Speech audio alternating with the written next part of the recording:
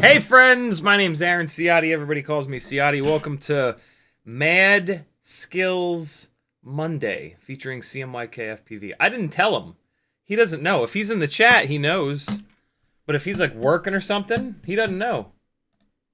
Isn't that funny? No? Well.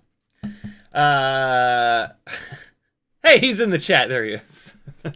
What's up, everybody? Levster was first in the chat. Doubles FPV was next. Frank Nicholas, Cold Powers, Anonymous, Zach, Levster again, Sebi D, CMYK, Curtis Hayes, Douglas 6, Danzilla the Terrible, CPCBR, Kilo Zebra, Parkour Guy, Demo FPV, Danzilla the Terrible, Free Lojo, Parkour Guy, 661 FPV. What's up, everybody? Thanks for coming. Welcome to hell. That was the Quadmula Siren F3. And I've realized something about this frame, which we were almost there in the flight footage. Of course I forgot to hit the button that makes the lights in the room look right. Of course I did. It is ass heavy. Like, that's the front. That's the back. Look, even with the battery all the way forward like that, it's still ass heavy. If you grab it here, so the center of gravity should be right there. And it just, I have this battery pushed really far forward. This is as far forward as I can push the battery. Unfortunately, the XT30 doesn't quite reach with the battery pushed this far forward. But this is how far forward I have to get it to offset the weight of its big long ass. When I flew it, since I had to plug the XT30 in, the battery wasn't this far forward. So it was like when I grabbed it at its center of gravity, it was like yeah, like this. I had to grab it like all the way up here to get it to be. I'm sorry, I had to grab it all the way back here, I should say, to get it to balance straight. Still kind of doing that. This is what that looks like.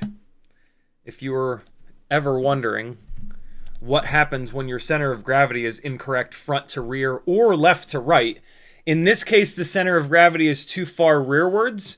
And so I'm going to do nothing on the right stick, but I'm going to pump the throttle with the left stick. See that? See how it's dropping its butt. Basically, there's more weight in the back. So when I hammer the throttle sharply, and then drop the throttle back to 0, it can't quite handle the extra weight in the rear. Like the front of the quad is able to accelerate a little bit quicker than the rear because it's not as heavy. And so, yeah, that's what that looks like. You can use anti-gravity to fix that somewhat, but here's the problem with that. Anti-gravity, when you rapidly move the throttle up or down, the anti-gravity value is a multiplier for your PIDs. It multiplies the P and I gains. And so you can just keep moving that up higher and higher and higher until, in that scenario, this thing, it doesn't drag its ass behind, right? And so what's happening is when you stab the throttle or when you jump off the throttle, it's going to push harder with the rear motors and or limit down the front motors. It's when it bumps the PID gains up with this multiplier, 5 or 6 or 7 or 8, that's what the PID loop is going to do. It's going to make adjustments to the 4 motors. It's going to add more power to the rears or break the fronts a little bit more. In this case, though, we are stabbing the throttle, so the fronts aren't going to break. They're just not going to accelerate as hard. But then the rear is going to accelerate really hard. So when you move the anti-gravity up a bunch, it like artificially gives you more throttle because it's having to do more work on the rear. It's a better bet to try to fix the center of gravity. Like having a center of gravity that's better centered, you won't have to add that extra power to the rear. Someone says it's dropping the rear because you're missing a prop. These props were pretty beat up, and there was no jello, and that was like 3 o'clock in the afternoon. So I was actually pretty impressed by the performance of the Walksnail video system. I am actually switching this off of these beat up 3052s onto GemFan 3x3x3s to see how these are. These are kind of like an old school prop, but supposedly they're very well balanced. So I'm going to give them a try. And so, yeah, that is a valid complaint that I have about the Siren F3 frame, is that they have shifted a lot of the weight rearwards. It's because of the VTX, right? The VTX is what's behind this center set of standoffs. I kind of so to fix that, right? You take the motors and you shift them backwards. The problem with doing that on a freestyle rig is the nose of the rig now sticks out. Like the Jin, the Siren 2.5-inch rig, DJI N, has the front pushed out a little bit so that there's no props in view. It's like more of a cinematic than freestyle rig. And the problem with that is with the nose hanging out, when you go face first into stuff, which you do when you fly freestyle, it smashes the shit out of the camera and or the base plate and or the top plate. With a split base plate frame, that's not as big of a deal as with a solid base plate frame. So on one hand, fine, let it happen. Let it break the bottom plate. And then to swap this bottom plate out, it's just this row of screws, these 2 front screws, this row, bottom plate comes off, slap the new one on, away you go. You don't have to take the stack apart if that happens, which is great. Freestyle removable arm frames that just have a solid base plate front to rear, when you break that base plate, you've got to take the stack screws all out. It's just way more work. So, yeah, I don't know. It's a decision that you have to make when you're designing a frame. And there's not a whole hell of a lot of ways around it. What's interesting is the Grinderino has kind of gotten around that, but this is such a different frame geometry. The front arms are way farther in front of the camera, so you get a whole bunch more prop in view with the Grinderino frame. These are also 3.5-inch arms. I only have 3-inch props on them, but these arms are significantly longer than this guy, right? It makes it look, well, if we go nose to nose, that's the best comparison point, right? So the bottom motors are even. Look at the top motors. Bottom motors are now even, and so Grinderino, it's got a much wider stance, right? Of course it does, because it's set up for 3.5-inch props. But this frame is an example of, yeah, how, and so what I'm trying to say is that this frame, the center of gravity is not as bad. They've chosen a different arm geometry to fix that problem.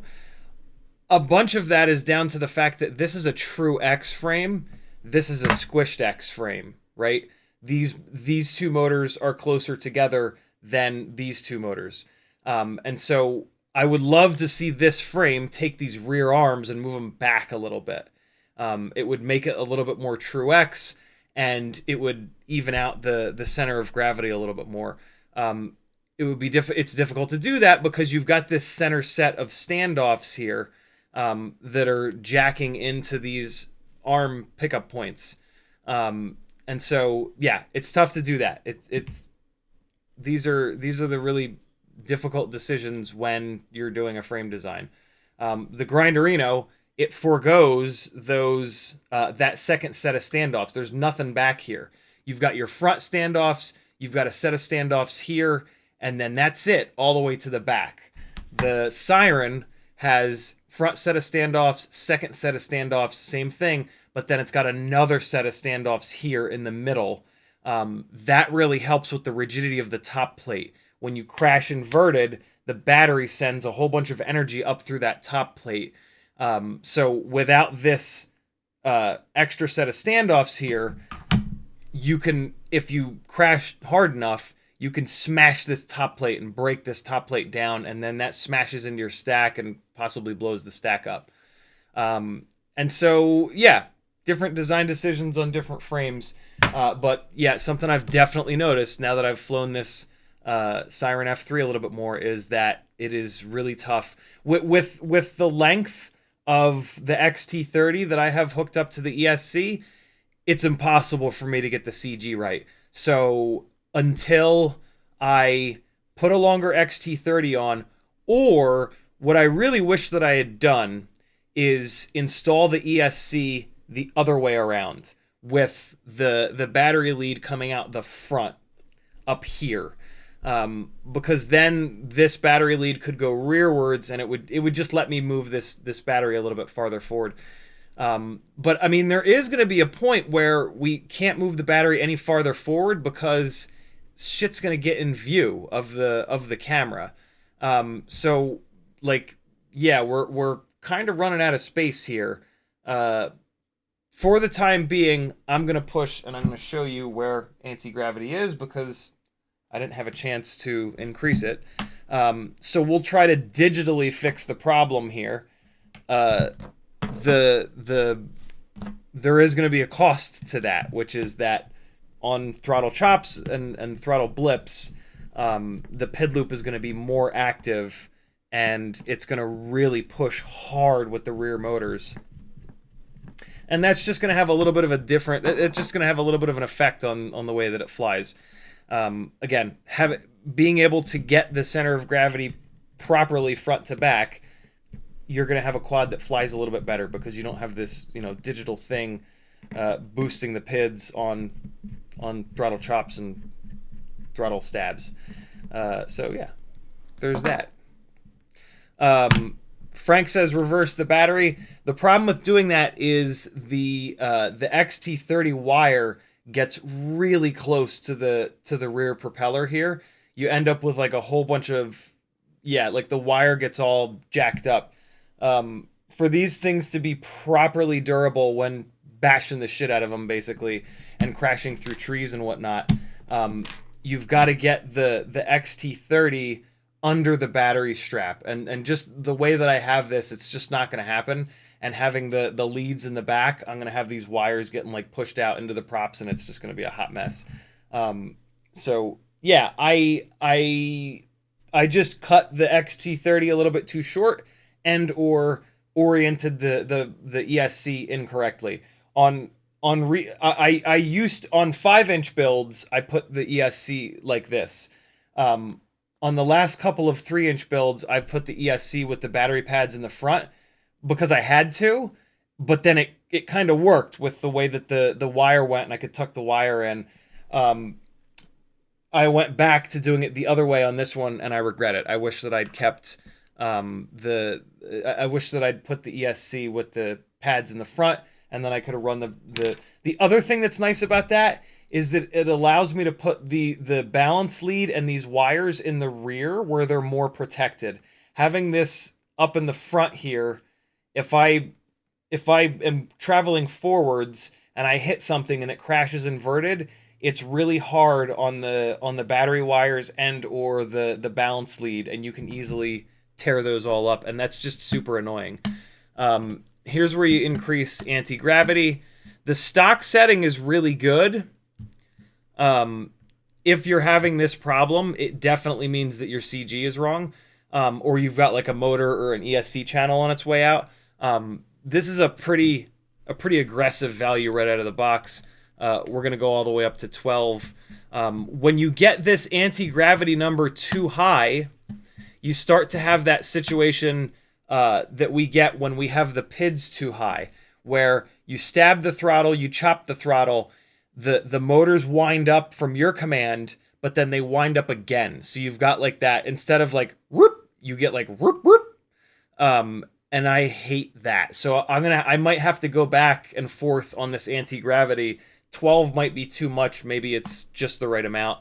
We'll see. I'll fly it again tomorrow, and we'll see how it does.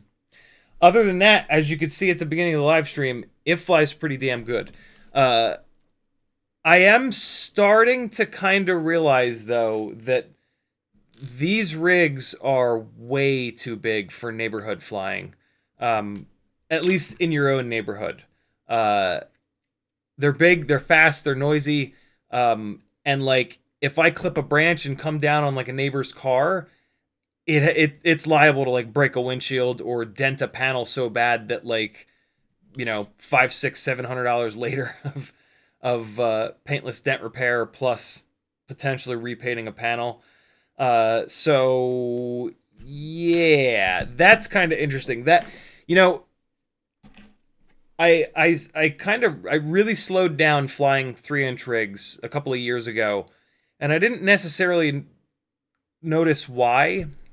I think this is why. I think they're a little bit too big and heavy and powerful and noisy to be railing right outside your front door, unless you've got like a massive yard. But then if you've got a massive yard, you probably want to go to a 5-inch rig, but 5-inch rigs are a whole other level of noise. So like, if you've got a big yard but you still have neighbors, I think that's where these things are really going to shine. We are not in that scenario here. Our front and backyard are not big enough, and they're a little bit busy, and our neighbors are a little bit too close for these things, for these heavy 3-inch rigs. And so, yeah, that's kind of interesting. I never really, well, you know, I haven't flown 3-inch rigs a significant amount since moving into this house, right? It's been like really Tiny Whoop Central the whole time that I've lived here. And flying Tiny Whoops out in front of this house is incredible. Like, it makes the front and the back of this house seem gigantic, and it's a whole world of dive gaps and you know, little holes to fly through and all kinds of stuff, and that's super cool. And so, yeah, I think that I'm finally really starting to kind of dial in on the best possible sized rigs for each different sort of location that you're going to fly at. I do want to play around a little bit with lighter weight 3-inch rigs. Like, I've got these Rip Squeaks with the, let's weigh this actually. I think this is like 260 grams. The rip squeaks are down at like 210, 220, carrying the Runcam hybrid. I wonder if I could get I wonder what digital video system I could get in there. HD0 is 20 by 20, but man, that thing is thick and expensive. And the video quality doesn't really look all that great. I love having walk snail in these because the video quality of walk snail is good enough to use like as HD video. Weighing it. I was about to say something I was about to do. This is a Q&A live stream. Feel free to leave any questions you've got in the chat. In 15-ish minutes, we're going to dive into CMYK FPV's channel and check out his mad skills. 270 grams. So this thing is heavy for a 3-inch rig. It flies just great, though, at this weight. 270 with 3-inch props. It's such a... The flight characteristics are just perfect.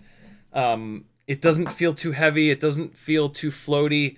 It's kind of like right in the middle. But again, awful heavy to be blasting around your neighbors. And so, yeah, I'm gonna be thinking a little bit more about that and experimenting with that. You never know. I mean, maybe we can. Yeah, I don't know. I think this is just, I think this is the right sort of all-up weight. This is just the type of rig that needs a little bit more space. It needs a little bit more room to breathe. I'm curious if the Quadmula 2.5-inch rig, the Gin, I'm curious if that would bring the weight down enough. Maybe even like run it on 3S, but I mean, that's not going to really help with the weight. Yeah, I don't know. I'm very, very interested in that, though, because, like, if that thing can be built at 210 grams, 220 grams all up with 2.5-inch props, that might be really good. And then we start to think about 2-inch setups. I don't know. I don't know of any 2-inch frames, though. I don't know of any like 2-inch freestyle removable arm kind of frames, so that's obviously going to be a limiting factor. But yeah, we'll see. We'll see. Without prop guards, these things really boogie, and that's kind of where this starts to feel too big for out in front of the house. It's just really, really fast. What's interesting, though, is I can definitely tell. So I talked previously about these Toka 1505s. They're only 3,800 kV.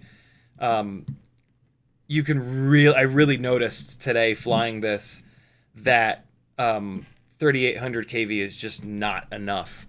When you stab the throttle on this rig, it accelerates really fast. Like it changes speed hysterically quick, but then it like kind of hits a wall. Like it like shifts into second gear, but then that's it. It only has second gear.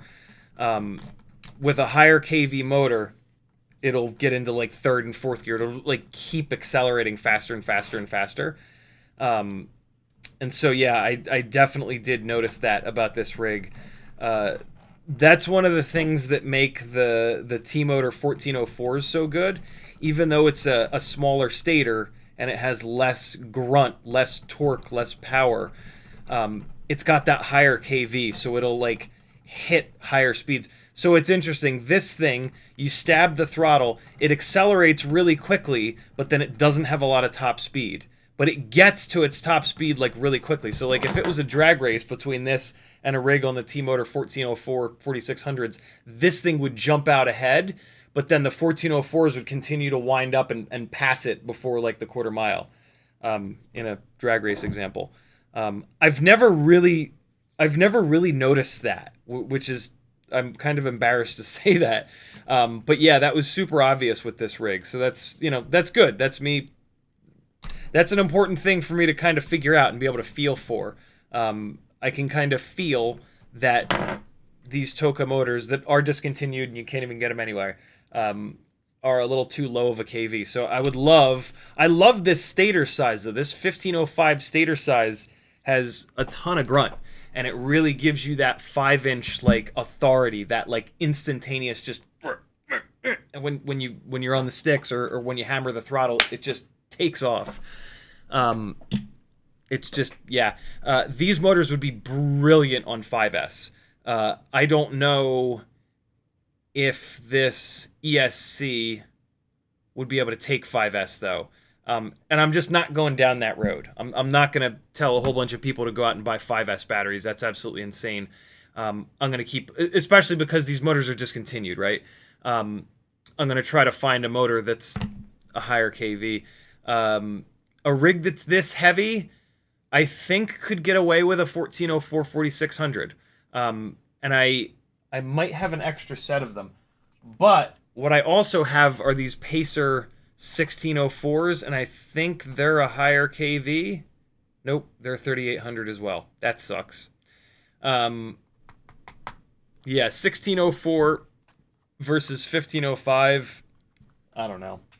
I'm really tempted to put these on just so that this rig has a motor that you guys can buy.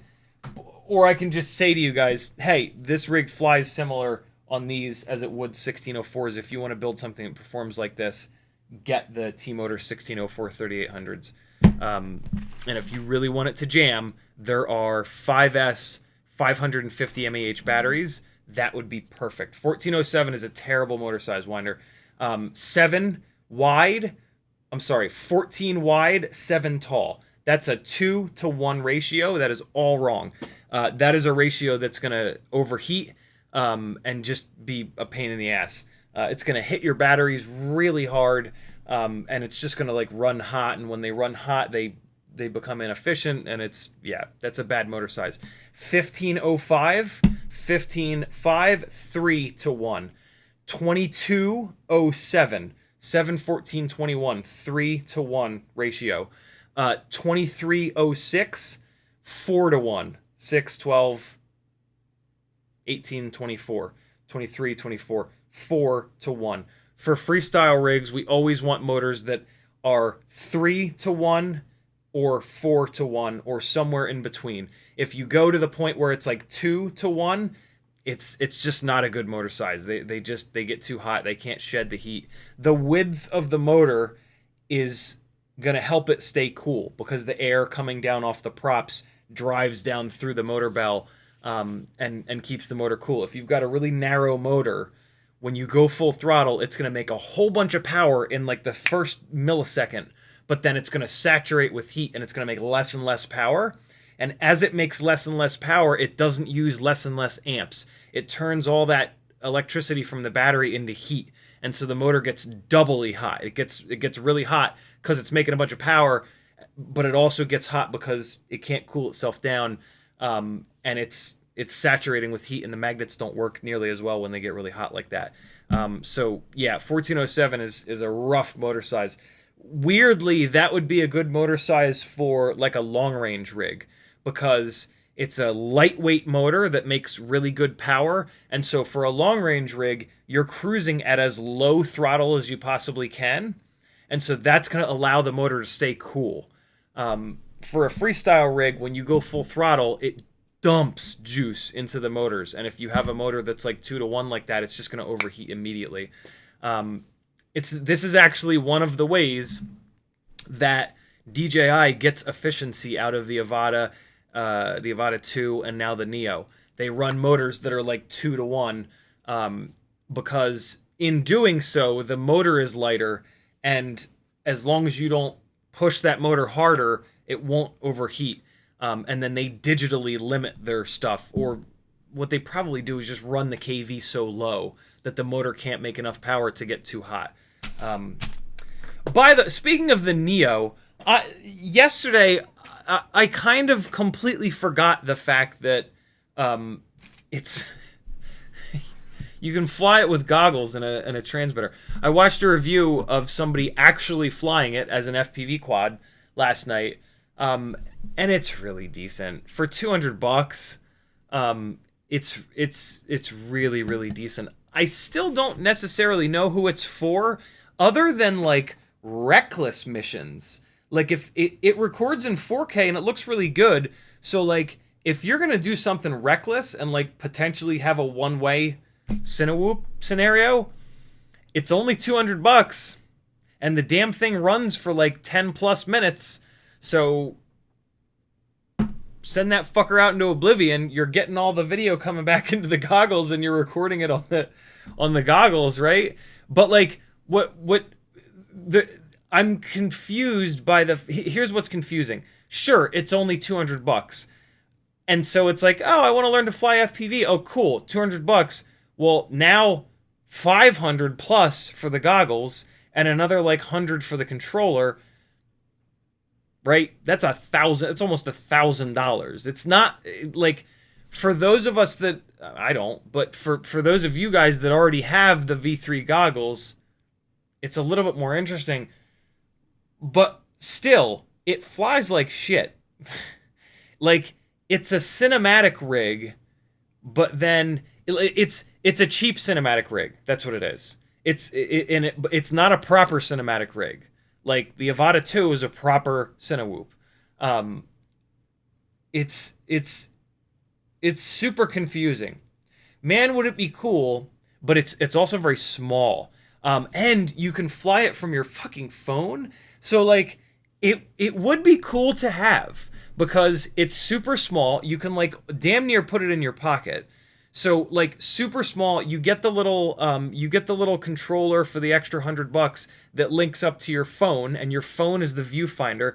And so now you go on vacation with the damn thing, and it doesn't have full capability on the phone, but it's still like a little Cinewhoop, and you can still get cool, like, Mavic style stuff with it, with the little screen. If you have room to bring your goggles, okay, sure. But then at that point, you might as well bring like a proper rig, right?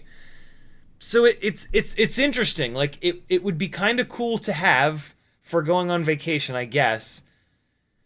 But then it's so fucking loud. Like, I would feel like embarrassed putting it up in the air to some extent. Oh my God. I will say this. There's an amazing feature on it where if you also have the DJI microphone set up, that connects to it, and it digitally removes the sound of the fucking Neo. So you can put it up in the air, and if you have the DJI mic, you can record really decent. Like, those DJI mics are getting used by everybody on YouTube right now. Like, the quality is really good, you don't even hear the quad in the recordings, which is, I had no idea it did that. That is really cool shit. I'm super impressed by that. I mean, it makes sense. It knows what RPM it's at, so it knows the specific pitch that it's making. You know what'll be interesting is when there's aftermarket props for it that change the pitch. I bet you that feature won't work anymore. Or maybe it will. Maybe it's just a pretty standard. It could just be noise canceling tech, like what are in AirPods, which nowadays works incredibly well.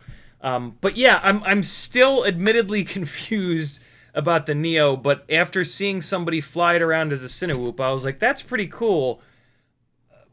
But I don't get it. It doesn't fly good enough that you're gonna like want to fly it, I don't think. If you're just starting out, awesome, it's great for that. But we aren't. And like, if you're just starting out, you're not gonna have the $500 and something goggles and the $100+ controller.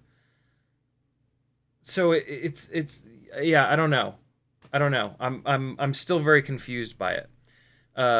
But it's a pretty fancy piece of kit. It really is, as always with DJI. It is fascinatingly well thought out and designed. I broke a plastic buckle battery strap and ended up just saying to hell with it, and I put the Quadmula really nice, fancy, soft cloth metal buckled battery strap on here. That's when it gained a little bit of weight from that. I don't remember it being quite so heavy, but that sort of makes sense. So yeah, man. That was some of my day. What'd you guys do today? Let me get caught up on chat. Let me get caught up on Chad. See what he's up to. Setting this thing up to fly it a little bit more tomorrow. I do want to put it back up in the air tomorrow with those different props and see what's what. Cole Powers says DJI Neo Spec Racing League. See, that would be cool. I feel like there are uses for it. I feel like there are people that it'll be perfect for. And I would love to bring one on a vacation with me. It's so small. Like, I'm trying to think of what it would have been like on our little tri-state tour if I had that thing with me. I feel like there's a bunch of situations that I would have been able to just throw the damn thing up in the air and get some fun little bits of footage here and there. And yeah, because it's small. I don't know. It's interesting. We'll see. More and more people will get their hands on them and start using them in cool ways, and then we'll get to see what makes sense the most for them. If you want to talk to me in the chat, all you got to do is type CiottiFPV. You can also do a super chat if you want to support the madness that is being a full-time FPV donkey. The best way to support me, though, is to jump over here to CiottiFPV.com and just start clicking shit. Just close your eyes and just start clicking all the things. Patreon helps me out the most, for sure. If you've got an extra $3 a month, that's 10 cents a day, my friends. You can help me keep doing this. Etsy, there's some fun stuff for you to buy. A lot of new stuff on here. A ton of new stickers, some motors, some really fun stuff. And there's going to be more being added to Etsy really soon, so check it out for sure. Fiverr, you can work one-on-one with me. I am wide open right now in like scheduling-wise for Fiverr. So now's a great time if you want to get better at flying, tuning, building, or all the above. Yeah. And if you want to do like a weekly or a bi-weekly session, there is a little bit of a discount there. So just message me and we'll get it set up.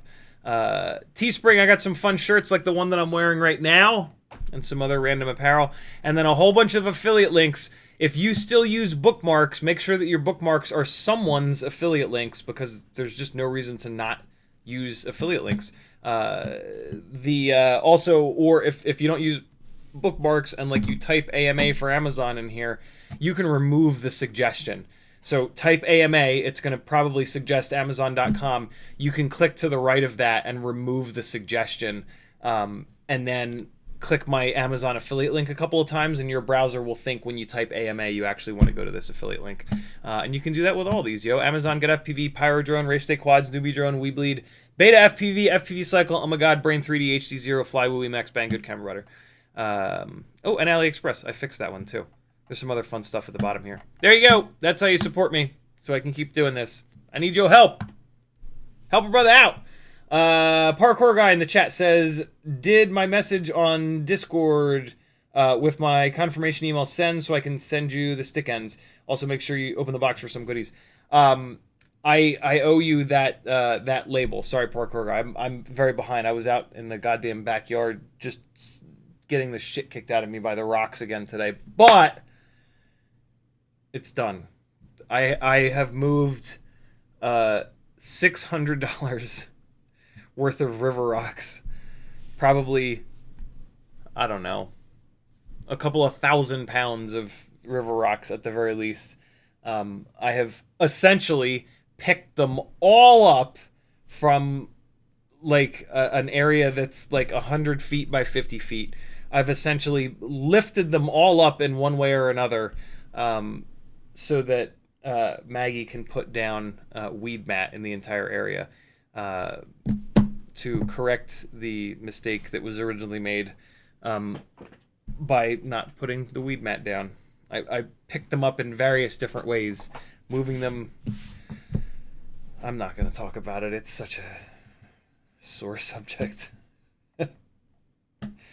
Parkour Guy also says, personally, I love props in view on freestyle rigs. Bunch of people do. I don't.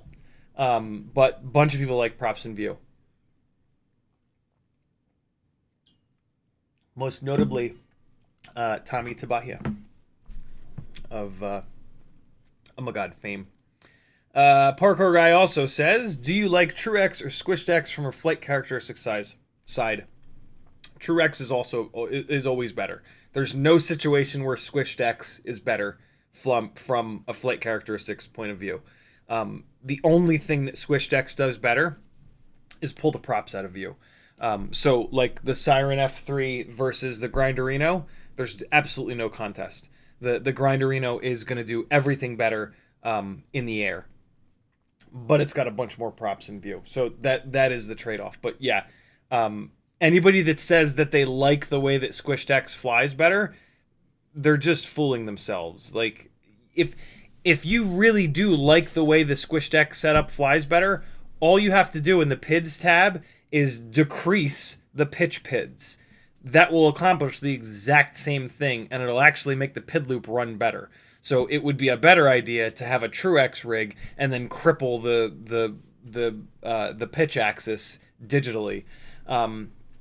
There is no world where a Squished X frame is going to do anything better in the air. Like it's just not. The pitch axis has more weight on it. So if anything, we want stretched X so that there's more leverage on the pitch axis to deal with that extra weight that's on the pitch axis. But stretched X puts the motors in view, which is, silly. So yeah, True X is always better, but frame designers do sometimes choose to go squished X to pull the front motors back a little bit to get the props out of view, and that's okay. 6S1 says, can you toilet tank that lipo? You cannot. There are no holes in the frame for it. Also, in my experience, toilet tanking is a bad idea. The batteries, the battery sits on a thin piece of carbon fiber, and then it just flies out, or like if you hit sideways, it's gonna like side load and it breaks battery straps, and it's just a nightmare. The battery is also in a lot of cases really close to the tips of the propellers. It's a great way to bend the tip of the props up and then have it nick the battery, and then the battery catches on fire. Toilet tanking is not the way. The other big problem with from a center of gravity standpoint is when you toilet tank the battery, it's really difficult to push that battery, to get that battery into a spot where the center of gravity is correct. Having the battery nose to tail, you can typically get that CG correct, especially on 5-inch freestyle rigs carrying a GoPro in the front. That GoPro in the front's really heavy, so you got to push that toilet tank battery all the way back to offset that weight. And then it's like dead over the rear motors. It's just bad news. A battery that's front to rear like this, you can push it way back to offset that GoPro in the front and actually fix your CG. So yeah, I do not like toilet tank. I've tried it a whole bunch of times, and it's always been the biggest problem is it breaks battery straps and the battery just ejects. And when the battery ejects, you lose your video, and that's a good way to lose a rig. Practically says reverse the battery direction, leave it on the back instead of on the front. We talked about that. Flying Carrot says 4S or 6S for a Grinderino. 4S for sure. Thinking about swapping my walk snail 4S 5-inch to a 3.5. Yeah, the long and short of it is that on a 5-inch powertrain, the amount of juice that's going to pull from the battery and the amount of power that we make in 5-inch freestyle rigs, 6S makes a lot of sense. The efficiency that we gain from 6S really does help. On a micro 3-inch rig, 3.5-inch rig, the powertrain, the motors don't draw enough current to warrant 6S. And so if you build it with 6S, you don't really get much, if any, of an advantage, but there is a disadvantage, which is that it's a way higher voltage, and higher voltage is just sketchier, and it's harder on the electronics and whatnot. So yeah, 6S doesn't make a whole lot of sense on 3-inch, 3.5-inch rigs, other than it opens up a world of RPM. like like we were talking about earlier, these Toka 1505 3800 kV motors, or the T-Motor Pacer 1604 3800 kV motors, that's their 4S kV. It's still too low. If I was 5S or 6S, it would be fine. I would have to, on 6S, I would have to motor limit them down, but that's fine. So that's kind of the annoying thing, is that all of the motor manufacturers are making these motors too low of a kV, and 5S or 6S fixes that problem. The correct fix, though, is for the motor manufacturers to listen to those of us that are actually building these things and flying them hard, and make the motors in a higher kV. Because 4S 850 mAh batteries are amazing on these 3-inch rigs. And they, your ESC is going to last a long time. They're plenty efficient. If you fly conservatively, you can get 6, 7, 8 minutes on the damn things. If you fly hard, you'll still get like 3 minutes. So yeah, that's a little frustrating. But it's kind of always been like that. This has been a complaint for the last 4 or 5 years, that the motors that make sense for 3-inch rigs are just not quite a high enough kV. Denzel the Terrible says, could you use the frame backwards? Put the camera in the back, VTX in the front. Anyone ever try that madness? Would not work for this. A split base plate frame, that's gonna, it just won't work. This particular frame too, the rear end is big because it has to fit a 25 by 25 VTX in it. That would not fit in the front. Interesting idea though. Parkour Guy says, do you recommend switching my Mobula 7 1S to a 2S build, or build an 85mm 2S for backyard and jungle gym ripping? Want to maybe stay ducted to not replace as many motors? Is there a frame recommendation? I haven't really dove down the 85mm rabbit hole quite yet. It used to be that the frames were way too fragile, but there is an HGLRC frame that's apparently strong enough. It's also very heavy. Yeah, I won't know. At some point I'll go down that rabbit hole, but the 2S 75mm rig here, this is nuts. And it's nice and light, and like, so I think this is it. I think this is the one that you want. I gotta spend some more time with it. I gotta do a little bit more motor testing. These 0803s I had really high hopes for, and I don't think I like them. But yeah, I need to spend 4 or 5 hours with this thing, swapping frames, swapping motors, to figure it out. But when I had this thing on the T-Motor 1102, 19 or 18,000s, whatever they are, it was just awesome. I only flew like a half a dozen batteries on it before the flight controller broke.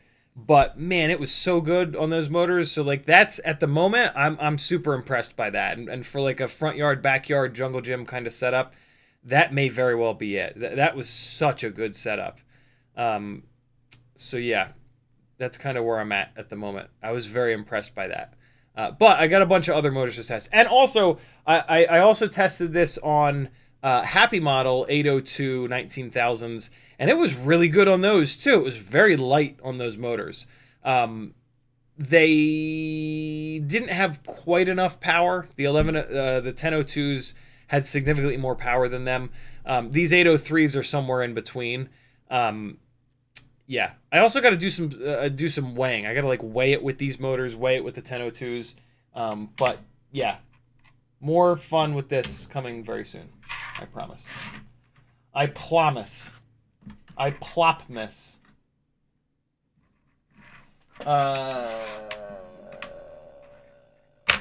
So I got that going for me, which is nice. James Thomas says, so if the Nano 3 is no more, what do you recommend now? I have 2, but we'll kill them in short order. Man, I don't know. The Tiny Whoop Pinch Cam is a lot of people like that. The Newbie Drone BI, that's a great camera too. I think it's going to come down to like mounts. I don't think you should look at cameras. I think you should look at mounts. And once you find a mount that you like, that mount will have a camera for it. So yeah, maybe try that. There aren't really many, if any, cameras that fit in the old school Mobula 6 canopy. Technically, the new FXT camera that comes in the Mobula 6 2024 does. You're gonna have to remove some material from the front of the canopy, but like that's easy. You just sit there with a file and knock it out. So yeah, if you can get your hands on that new FXT camera, it's really good. It's significantly heavier than the Runcam Nano 3, but it's the same weight as all the other cameras right now. The Nano 3 was like yeah, one of the best things about it. Arguably the best thing about it is how lightweight it is. So yeah. James Thomas says, also, any update thoughts on the HDLRC? Haven't touched it yet. It's over here in a build bag. I need to find time for that as well. Parkour Guy says, could the DJI Neo use the Goggles 3 and the Controller 3? I think so. I know it uses the Goggles 3. It has to use the Goggles 3. I'm not sure on the controller, but for an extra $100, you get a controller with it. I think it does work with the Controller 3. Don't quote me on that. Could it be a good shop fly-through rig? No, because it's not good enough quality. Small size might be good for my gig work arsenal. See, that's the problem. Is that it's the camera quality is just not good. It's got a tiny little sensor on the camera, and so it's great for like screwing around and for like social media and like for a cheap fly through, sure. But for like legitimate actual work, it's the Avata 2. Like the Neo is not for that, and that's one of the things that confused me the most. Like, I wish that they'd made it $400 and put a better camera on it. At $200, it's yeah, I don't know. The camera doesn't look bad for it's very impressive for a $200 drone. Let's just get that out of the way. It's super impressive. The image quality is better than you would expect for a whole thing that's $200, right? Like an entire build that's $200. The camera quality is awesome. But you know, yeah. In my opinion, not good enough for gig work. But like if you find a way to get like gigs for like $200, $300, sure. That is a lower price. Like, show up, do a quick fly through, just dump the footage on them. It's for social media. Awesome. Head to the next one. That totally valid for that. It's smaller. It's lighter. It's outrageously loud, which is going to be an issue, right? Like the spot that you're flying through can't have like customers in it. They're going to lose their minds, right? So yeah. Could be for that. Could be for like lower. Yeah, I don't know. It's interesting.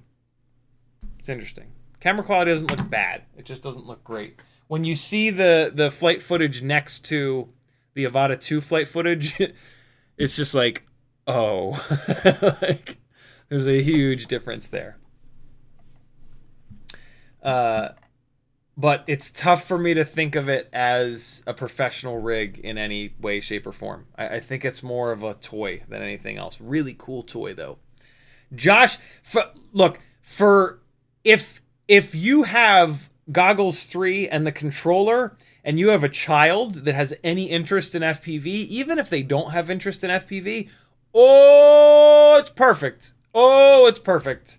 $200, here you go. Here's the majesty of FPV, yo. Borrow my goggles, borrow my transmitter. You're not going to break the goggles or the transmitter, right? Don't throw them on the ground. Job done. Like, so for those of us in the FPV world, for our immediate family in our houses, or for our spouses, right? If we want to give them the majesty of flight, isn't that a cool kind of thing? Make sure it's not the only thing you get them for Christmas. They will leave you. But yeah, for $200 is crazy. Levster says, hey, when I use your Amazon link, all is in Chinese. Why? What? Shouldn't be. No, it drives to Amazon.com. You must have something set wrong in your browser. I'm going to guess it's here, your region, to the right of your search field. But yeah, I've never heard that before, and it's just a .com link. Oh my God, the Gemini stuff is out. Look at this too. It's only $45 for the module. Look at this big dumb receiver though. This sucks. I'm gonna maybe get one of these receivers, but that's it. I'm gonna be waiting for them to come out with a smaller receiver that's hopefully just one antenna for 2.4 and one antenna for 900. This is a bit ridiculous, having a 20 by 20 receiver. That's a bit much. But I'm really tempted to just pick up the module now before it inevitably sells out, especially because it's only $45. And because I know this is the direction that I'm going.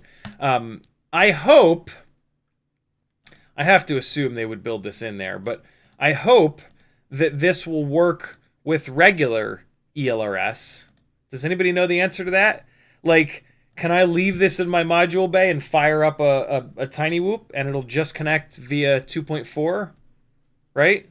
Or will it only interface with the dual band receivers? If it will only interface with the dual band receivers, that's super annoying and feels like a missed opportunity. I'm sure it's because there's something weird going on with the tech, but boy, would it be nice to just put this into the module bay and leave it forever and be able to fly tiny whoops, single antenna stuff, dual antenna stuff, right?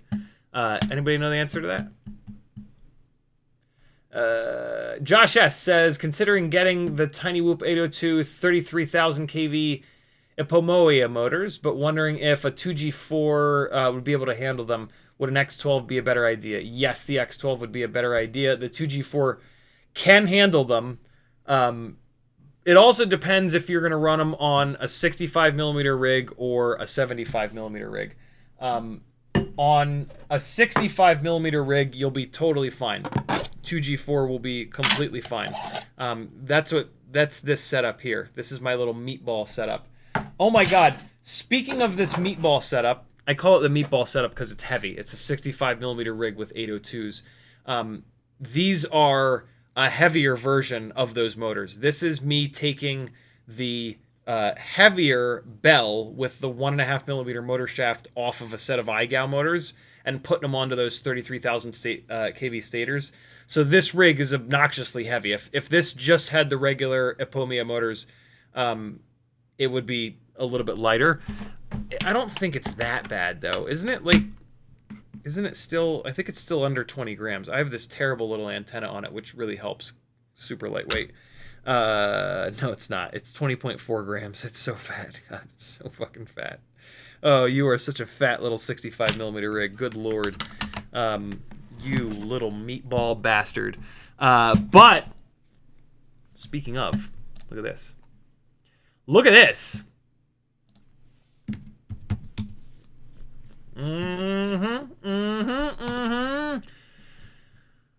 Look what WeBleed has for us.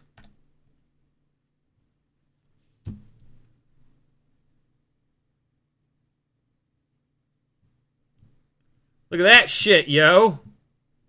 We were just talking about this like a week or two ago. Look at that. Look at that big old 1.5mm hole in this 1210. There it is. I'm waiting on Zotek to get back to me to let me know if he has any of the Betaflight 5-in-1s on the way. I would love to get a bunch of sets of these and one of those 5-in-1s. So yeah, that's super interesting because right now this Meatball build, this is the only propeller available for it, and this is the GemFan 1208, which is a little bit of like an old school propeller. Speaking of 1208s and old school propellers and just like in general good stuff, Philip Aquino has been doing some awesome stuff over on Facebook. This is taking a look at response time on a set of Moon Traveler motors. So 0702 32,000 kV motors on 1S. And this is the ramp up of each different propeller. This is cool because we get to see the amount of thrust that each different propeller makes. But what's interesting is that all of the really good propellers are right here in the the second lowest grouping. All the way up on top here, we've got the GemFan 1610. So we don't care. You're never going to run that prop on a 702. The response time is not good enough. And we also have the old school GemFan 1219. And so for response time, what you're looking for is for this thing to flatten out, right? So 0, full throttle, and then the motor's ramp. And what you're looking for is when the dots start to flatten out. So if we look at the top, the top two lines, the red one is the old school GemFan Tri-Blade 1219, heavy prop. The maroon is the GemFan 1610 biblade for a 75mm rig. But again, this is on an 0702, so you would never really run that small of a motor. But you can see, right? So they're still increasing, they're still accelerating, still accelerating, still accelerating. They're not actually plateauing. The maroon one is starting to plateau here, and the red one is starting to plateau pretty much at the same time. They're both starting to plateau right here, right? So then we trace this line straight down to see what the timing is, right? The amount of time that's passed. So we go straight down, straight down, straight down, straight down, straight down, straight down, straight down. And we see it's right here, which is a little bit beyond 0.15 of a second. That's too slow, in my opinion. That's a propeller that's too heavy for the motor. That's a bit of a lazy response time. That's not going to give the PID loop that like really nasty authority, and it's not going to give you that really super connected feel, right?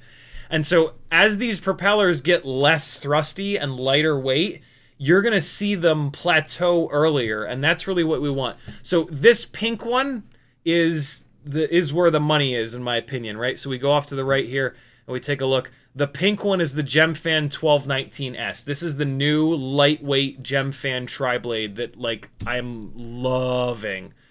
And so when we look at this pink one, the pink motor ramp up, here it comes. Boom, boom, and we're starting to see it plateau all the way back here. Look at that difference. We're all the way up here. Now we're all the way back here when we're seeing it plateau. That's what good response time looks like, right? And so we trace that down. We were like 0.16 of a second before, right? Look at that. We're all the way down to like we're all the way here. Just barely over 0.1 of a second, like 0.11 of a second.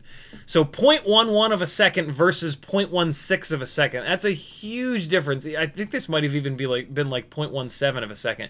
That's a huge difference in response time. And that's really what you want. So this is a super valuable little chart here, and I really, really dig this. Because it shows you the raw amount of thrust that the propeller can make, which is really important, right? All the way down the bottom here, we have a couple props that we want to stay away from, I think, because they don't make enough thrust unless we put them on a really high kV motor. But like, so down here, we've got light blue and dark blue. The light blue is the Newbie Drone Venom prop, so that's just not making a lot of thrust. It's got great response time, but it's just not making enough thrust. And then this is a new ultra lightweight prop that HQ is making. Apparently it's even less pitchy than the YOLO, the HQ 31x3 ultralight props. And so we look at those two, right? Dark blue and light blue. This is a really lightweight tri-blade and a bi-blade. And we can see they're plateauing back here very similarly to where the 1219S is plateauing, right? So they've got pretty much the same response time, a little bit better. The dark blue, the new HQ prop, is really light. And so it's maybe got a little bit better response time here. Not much, though. The pink is doing really well. The 1219S does really, really well. And so, yeah, I just don't think it makes quite enough thrust here. This green, to give you an idea, the lime green is the GemFan 1210.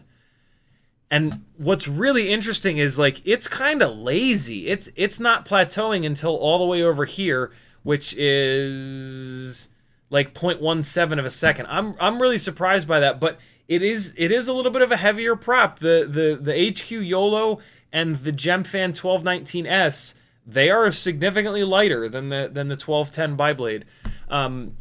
But and look, they make the same amount of power, which is kind of nuts too. So I'm so impressed by the GemFan 1219S.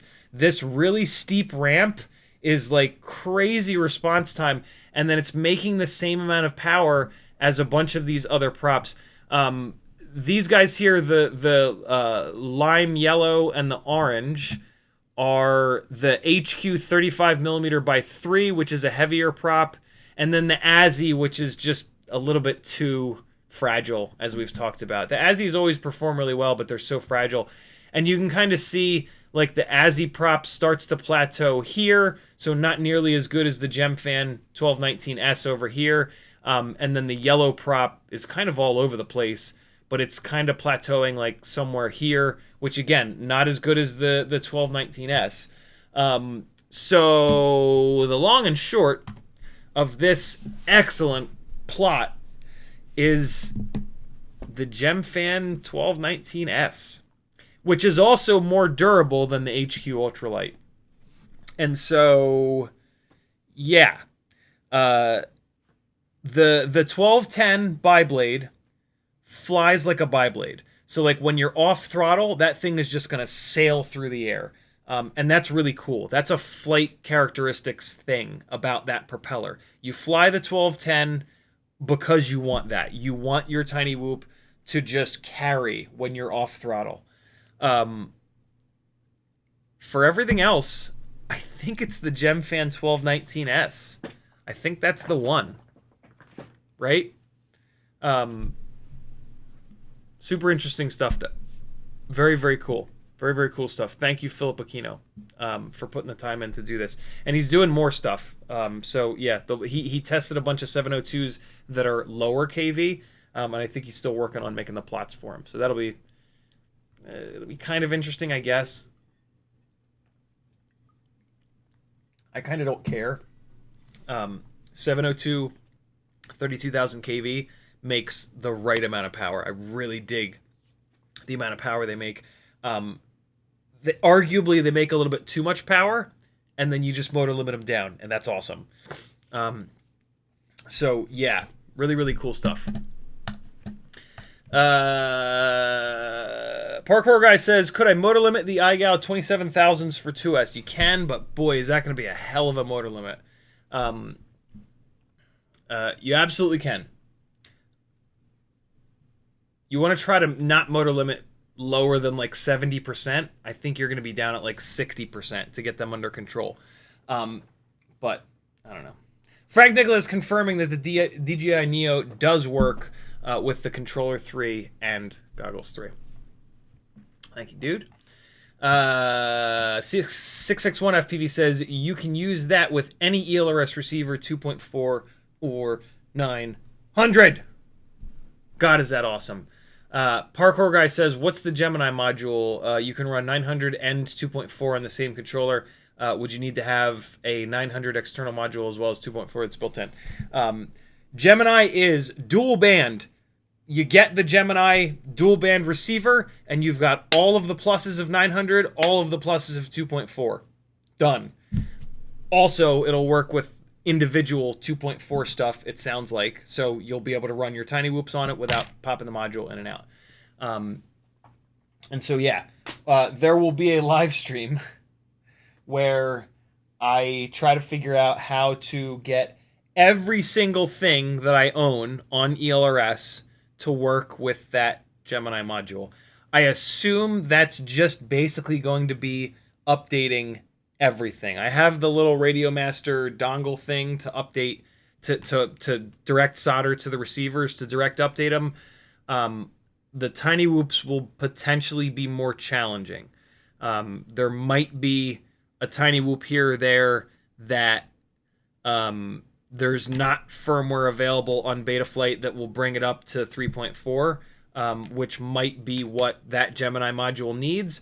Hopefully the Gemini module just needs ELRS 3.0 or newer, because I think at this point, everything ELRS, AIOs, receivers, all of them, I think maybe, don't quote me on this, but there is a way to get everything ELRS up to 3.0. That would be insane. to be able to put that Gemini module in here and leave it forever. Although I also think that I'm going to wait for a different receiver. I don't necessarily... So I have all these rigs with crossfire on them, right? And I want to get them off crossfire. I don't necessarily want to put a 20 by 20... I don't want to put this receiver into every single rig I own. I would rather have a smaller receiver that's just one 2.4 antenna and one 900 antenna. Also, this is a $30 receiver. That's a bit much. I'd be spending like $300 on receivers at this rate. That's a bit crazy. But we'll see. We'll see, man. I have a feeling that they will come out with smaller micro receivers for it. But good news, man. Gemini could like just... What's your receiver module? Dual band ELRS. Done. Top to bottom. Everything. That would be amazing. That's where I think we're going. Josh S. says, sorry, I should have mentioned 75 millimeter.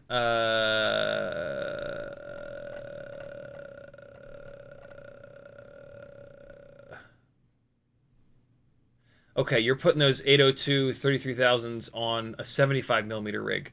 X12 is definitely going to be a better idea. 2G4 can still technically handle them, but it's going to be at its absolute bitter limit.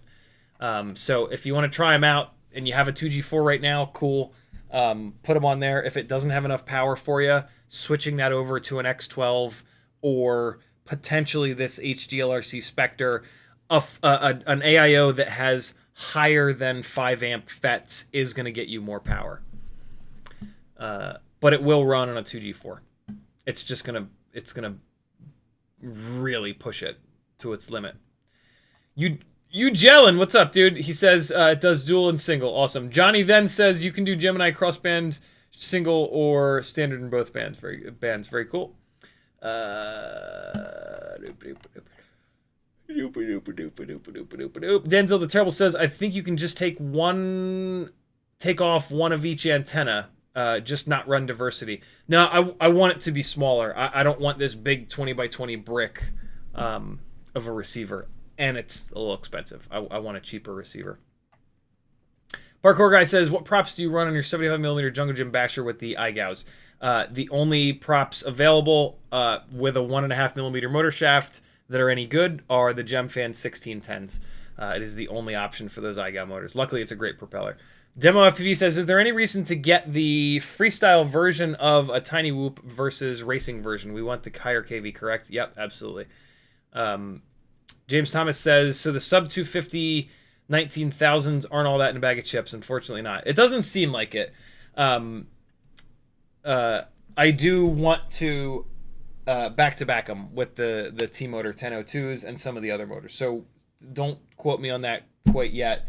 But yeah, I'm not super blown away. I thought they would be God's motor, but it's not looking like it. We'll see though. Time will tell. Right now, if you're building a 2S 75mm walk snail rig, or just a 2S 75mm rig in general, T-Motor 1002, 18 or 19,000s, whatever they are. They're the blue ones. They rip. I was really impressed by them. Porky Chop FPV says, have you seen the Caddx infrared camera? From the looks of it, I think it's analog. Looks like a good setup for winter flying. Yeah, Joshua did a review that was super interesting. The problem with it really is the latency, and it really struggles in the daytime. So I don't think it's... I feel like it's kind of like a specialty camera that, like... Yeah, I don't know. That's an awful expensive, like, specialty rig that you only fly pretty much in the dark. But could be cool. Brandon's Baked Bean says, make sure to get familiar with expresslrs.org and the sections about updating receivers. Manual is very good. I can link you. I'm good. I have a weirdly...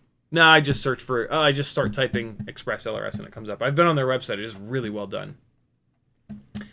Kevin Summer says, 1 point of clarification. Gemini X is dual band. Gemini No X is single band. Oh, no shit. I didn't know there were two different things. Good call. 661 says, a receiver with only one 2.4 and one 900 is just not how Gemini or Gemini X works. Gemini is transmitting on 2 frequencies at the same time in the same band. Oh, interesting. That sucks.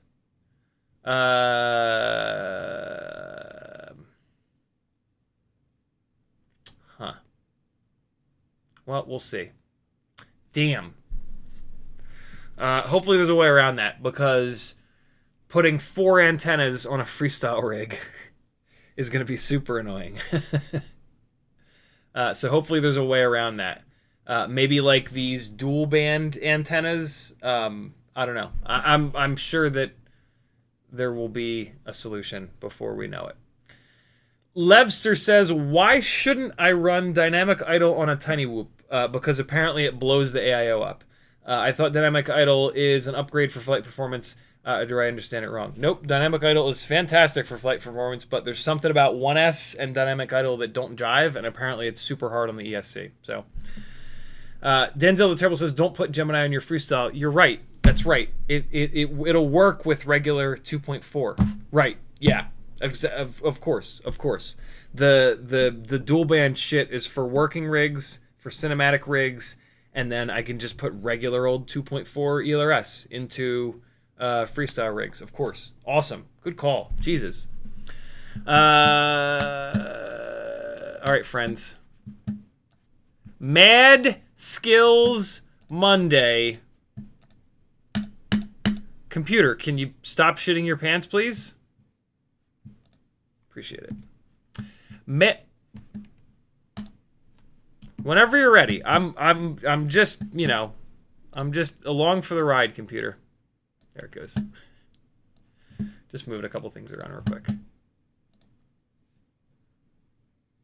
There it be. CMYK FPV. Here comes a link in chat to the man's channel. You can just search YouTube for CMYK FPV. You'll find it. What the hell is going on? Why can't I... Why does... What is happening? Why does paste not work? What? Keystrokes are not... None of... Keystrokes don't work. What the hell? I've never experienced that before. That's the strangest thing ever. Yeah, no keystrokes are working. What the fuck? Whatever. Okay, that's a new one. Yeah, CMYK has been killing it lately. And I thought it only fair to dive into his channel and take a look. Do you have some shorts? I have no interest in shorts. Just one. Perfect. Shorts are bad. Don't do it, friends. Yeah, hit up CMYK's channel. Get your ass subscribed. And get you some chocolatey analog goodness. I think this is... Are you all analog, CMYK? Was there HD0 somewhere in here? I don't think so. I think my guy is 100% analog, even on a 5-inch rig. That's how you know that you're committed to analog, is when you're running it. You're even running it on a 5-inch rig. This is Java Clownin', or Java Clownin'. What's he flying here? I think this is the 5-inch rig. Yeah, 5-inch rig with no HD cam. So just analog on a 5-inch rig. What's this thing weigh, CMYK? This is probably sub... It's definitely sub 500 grams. It's probably actually right around 500 grams. Tell us more about this 5-inch rig, CMYK. It moves... It's so funny. It moves around like a fucking tiny whoop or something. Like, this is such an... It's so rare that folks fly 5-inch rigs that are quite this. What a nice little bonk that was. I'll bet you that was not on purpose, but that's okay. Yeah, very rare amount of float, but...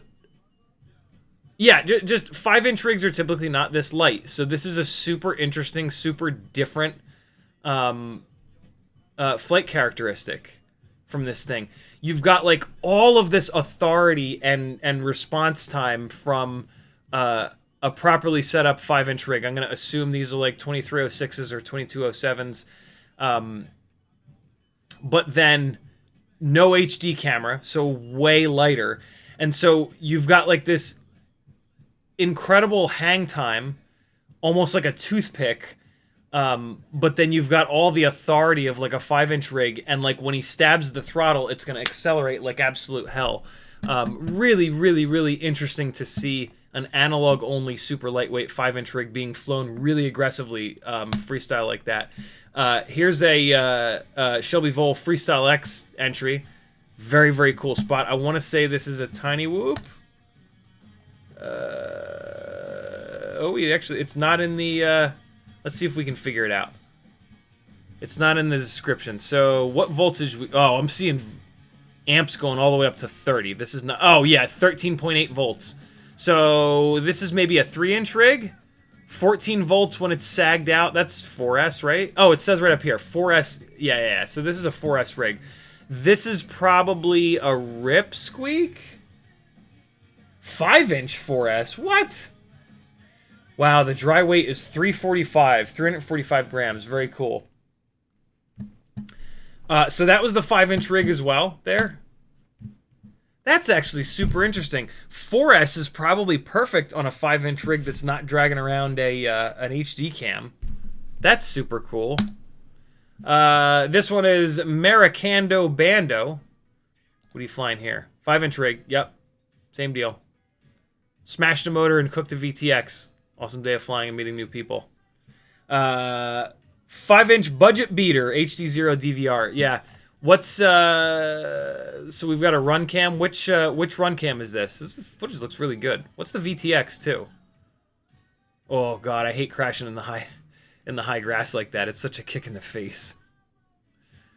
Look at this guy just shredding. So with a rig like this, with these big old 5-inch props, and then a really low all up weight, you're gonna also get that accuracy that you get from a toothpick, which is very, very, very cool.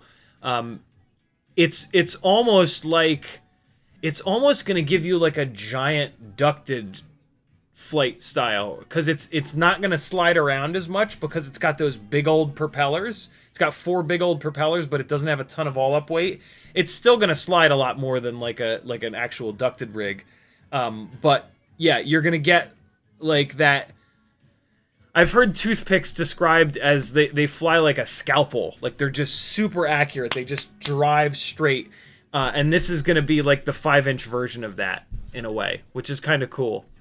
And you see that. Like it's got, like there's a perfect example of it right there. So big old power loop, bunch of rearward momentum, but look, it just kind of stops. Like if with an HD camera, right? So this next one, ready? In here. That. With an HD camera, it would have carried a lot more rearwards. But because it's so light, it doesn't have the mass to push through the air, so it just kind of stops here. And what's cool is, like, CMYK is kind of using that. He's using that to stay in proximity to these towers. If you fly a rig like this, if you put a bunch of batteries into it, you'll get used to that. Like, you'll get used to the fact that it doesn't have that throw, and you'll just fly it differently. And that's, you know, that's one of the really cool things about the flavor of, like, custom building rigs. And so this is, you know, this is super, super cool. CMYK has gotten really good at flying. He's been flying a lot over the last, like, year or two. A lot of tiny whoop batteries, and it really, really, really shows. He's shredding now. That was Maracando Bando. We've got some raw analog action. We're going to keep going until we start to hit some tiny whoop stuff. There's a weird, like, half frame rate thing going on here. Is this the 5-inch rig again? No, here we go, here we go. All right, cool. So now we're into rip squeaks. So now we're into 3-inch props, 1504 motors, 3950 kV, BQE rip squeak frame, Dow 3028 tri-blades, Runcam Racer 5, Speedy B. Oh, cool, Speedy B stack, 4S 850. So this is like a 230 all up gram 4S 3-inch rig. And so this is a smaller spot this is probably the perfect rig for this spot. This is kind of tying back to what I was talking about earlier with the Quadmula Siren. This is like bigger than out in front of your house in a neighborhood, but this is not like a football field where a 5-inch rig with a with an action cam is gonna kind of own. And admittedly, though, a 5-inch rig with an action cam will slay this fucking spot. So yeah, this is like, this kind of a spot is super interesting, and I really dig it because you can run a 5-inch rig, a heavy 5-inch rig here, and it gets the job done because 5-inch rigs are magic. Or you can run like a 220, 230 gram, shit, I mean, even like a 250, 260 gram 3-inch rig, up into like 3.5-inch rigs, they'll fly really good here as well. If you want to fly a spot like this and not get kicked out, a 5-inch rig is not how you do it. The biggest rig that you would fly at a spot like this, if there's a chance getting kicked out, is this, or like the Quadmula or something like that. You're gonna have a much better chance of flying a whole bunch of batteries in a location like this, with a 4S 3-inch, 3.5-inch kind of rig. Very, very cool stuff. Super cool to see a bunch of different rigs getting flown in these different spots. CMYK is also, I think, figuring out the right spot for each different, the right rig for each different spot, which is pretty cool. Pretty cool to see that. OG Ripsqueak again.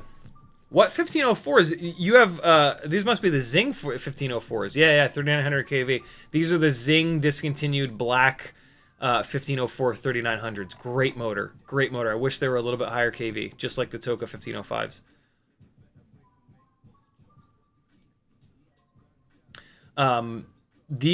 What prop? You're running that Dow 3028 prop. You should try a more pitchy prop. The GemFan 3052. It's not that much. It's not actually 52 pitch. Hold on, I've been meaning to look this up. GemFan 3052. What's the actual pitch? It says it on in the specs. Pitch is 3.5. So we should really start calling the GemFan 3052 3035, 3035. I wish we had like a 304. I wish we had like a 40 pitch. That's why the T-Motor 3140s are so good, because that 40 pitch it really helps with the slightly lower kV motors. But the bigger can motors that have that grunt for them. Now we're going to start to get into Tiny Whoop stuff from CMYK, which is awesome. And it's some of my favorite stuff of his to watch. This is the 5-inch rig. Ultralight 5-inch rig at a really cool spot. I forget what the name of this event was. But yeah, I'm very jealous of this spot. So again, this is a big spot. Really good choice to fly the 5-inch rig here. This is a great rig for this bigger spot. Big ass tall scaffolding thing going on here. The 3-inch rig would also slay this spot. This would be a great spot for the Ripsqueak as well, or like my Quadmula, or yeah, Grinderino, stuff like that. Great spot for this.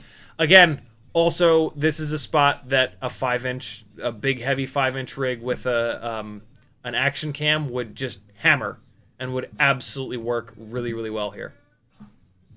11:30. We've got to do this giveaway as well.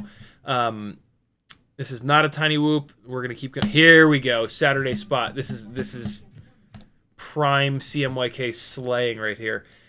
This is an ultimate freestyle Tiny Whoop with 32,500 kV motors, 702 32.5s. This is rad. This is super, super, super rad. This is a small, like, nothing spot, right? This is just like an apartment complex, it looks like. Not like a big, fancy, impressive spot with scaffoldings. Just like a building with some railings. And with an ultimate freestyle Tiny Whoop, this becomes a fucking playground. This is the magic of the higher powered 65 mil rigs. This is a spot that's so tight that like the ripsqueak would be a mess here. You would not be able to do a lot of this stuff in close on these railings and whatnot. It would feel way too big for this. But a tiny whoop is just like a tiny whoop makes this spot feel huge, and you can do all this crazy shit that like with a 3-inch rig you wouldn't be able to link this stuff together. Like you'd be able to do that, but then you would crash up here because it would be so overpowered and so heavy it would carry its momentum. But with a tiny whoop, it's just so crisp and there's so little momentum that you can get away with starting to link this stuff together.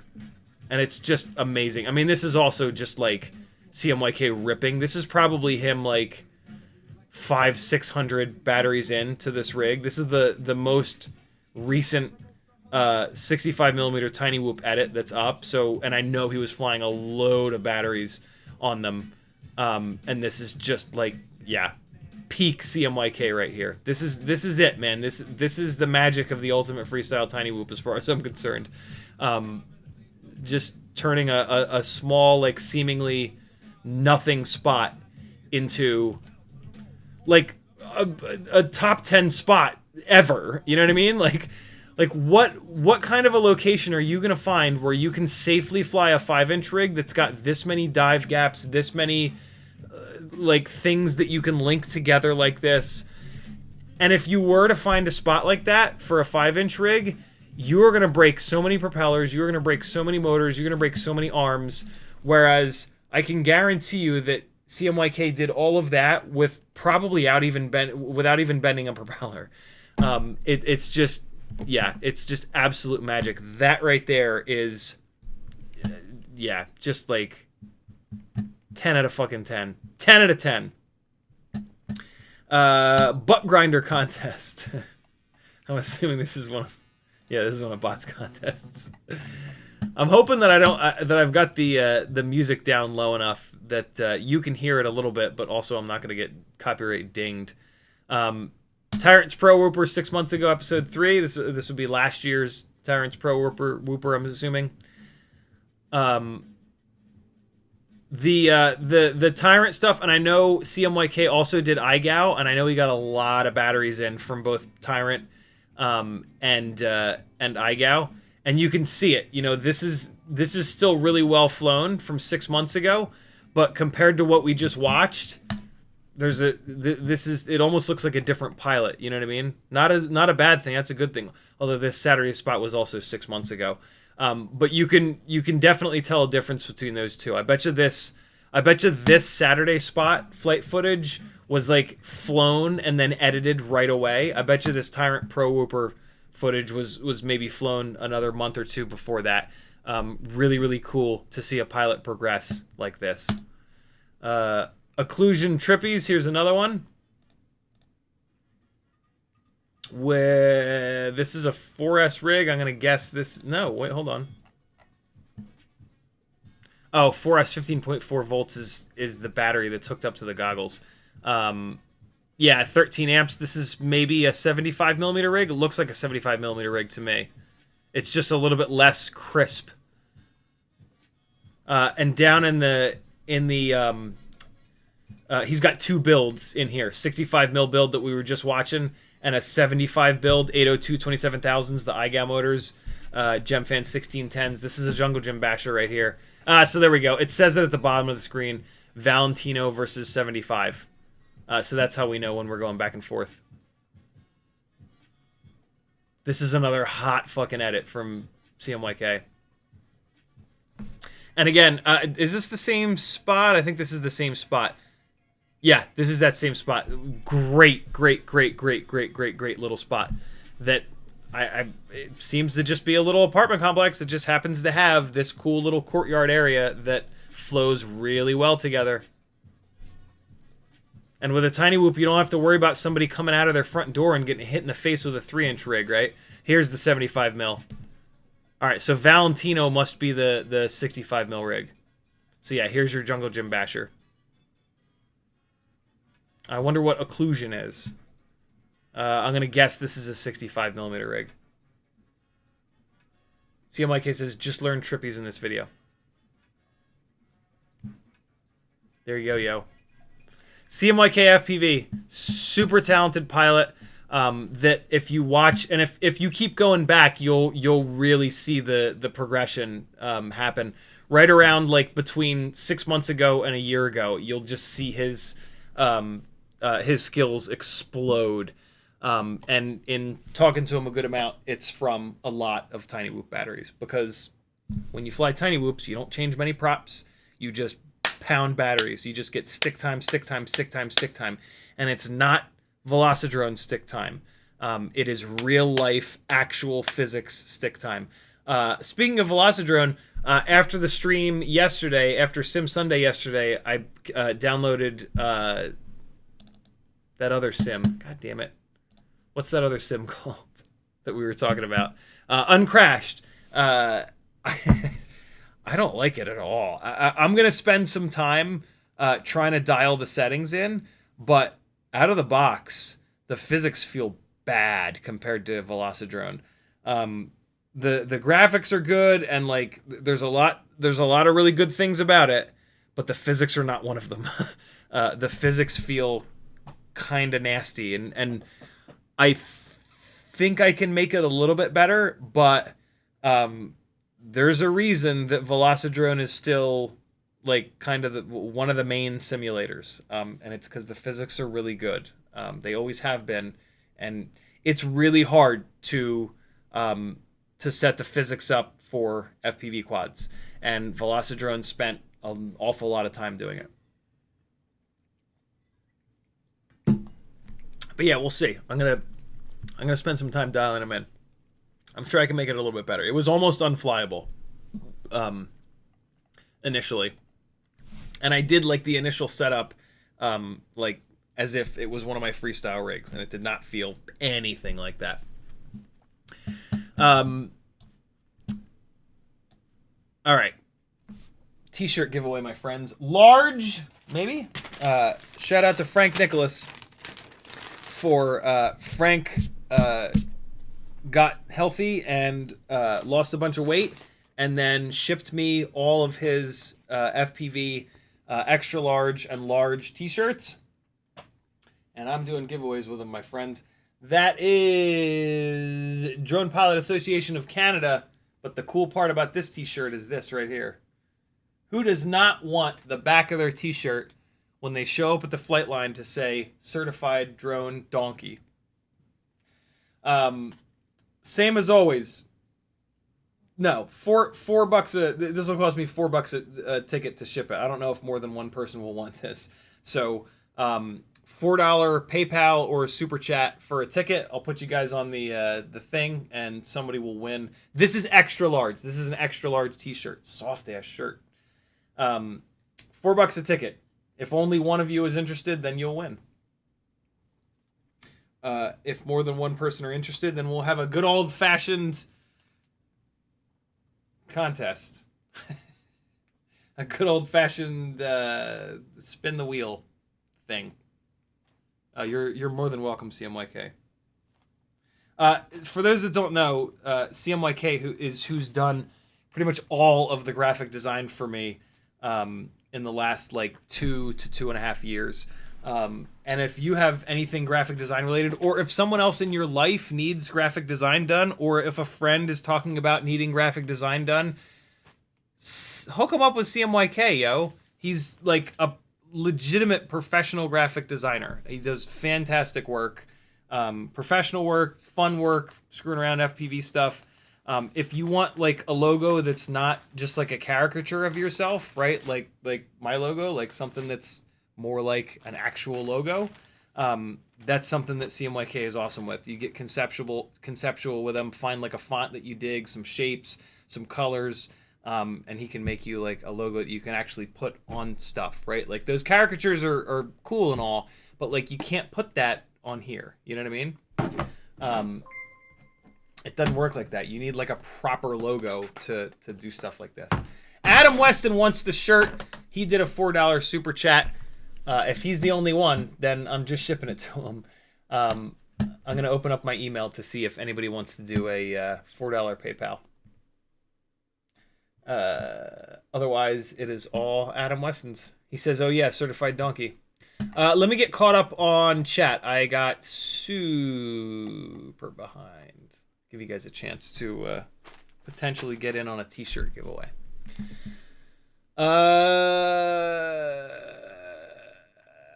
CMYK says, here's an unlisted new edit with the 75mm whoop and 5-inch good sketchy recovery at the end. Right, hold on. We're going to play this. Give people a little bit more time. Hold on. There we go. Summer Reel 2024, unlisted. You know you're a certified donkey when you have unlisted edits. Kevin Sumner says, 661, anyone that might need to fly in challenging RF environments, CiottiFPV had to deal with 900 dying during a cycling gig a few months ago. Yeah, the dual band receivers are absolutely going on all of the cinematic rigs. I mean, a freestyle rig, you're typically not going to fly that forever away. And so the dual band is not necessarily really needed for that. So yeah, I'm going to put regular old 2.4 ELRS on the freestyle rigs. Maybe not. Maybe the 5-inch freestyle rigs will get 900 megahertz ELRS. That could be interesting.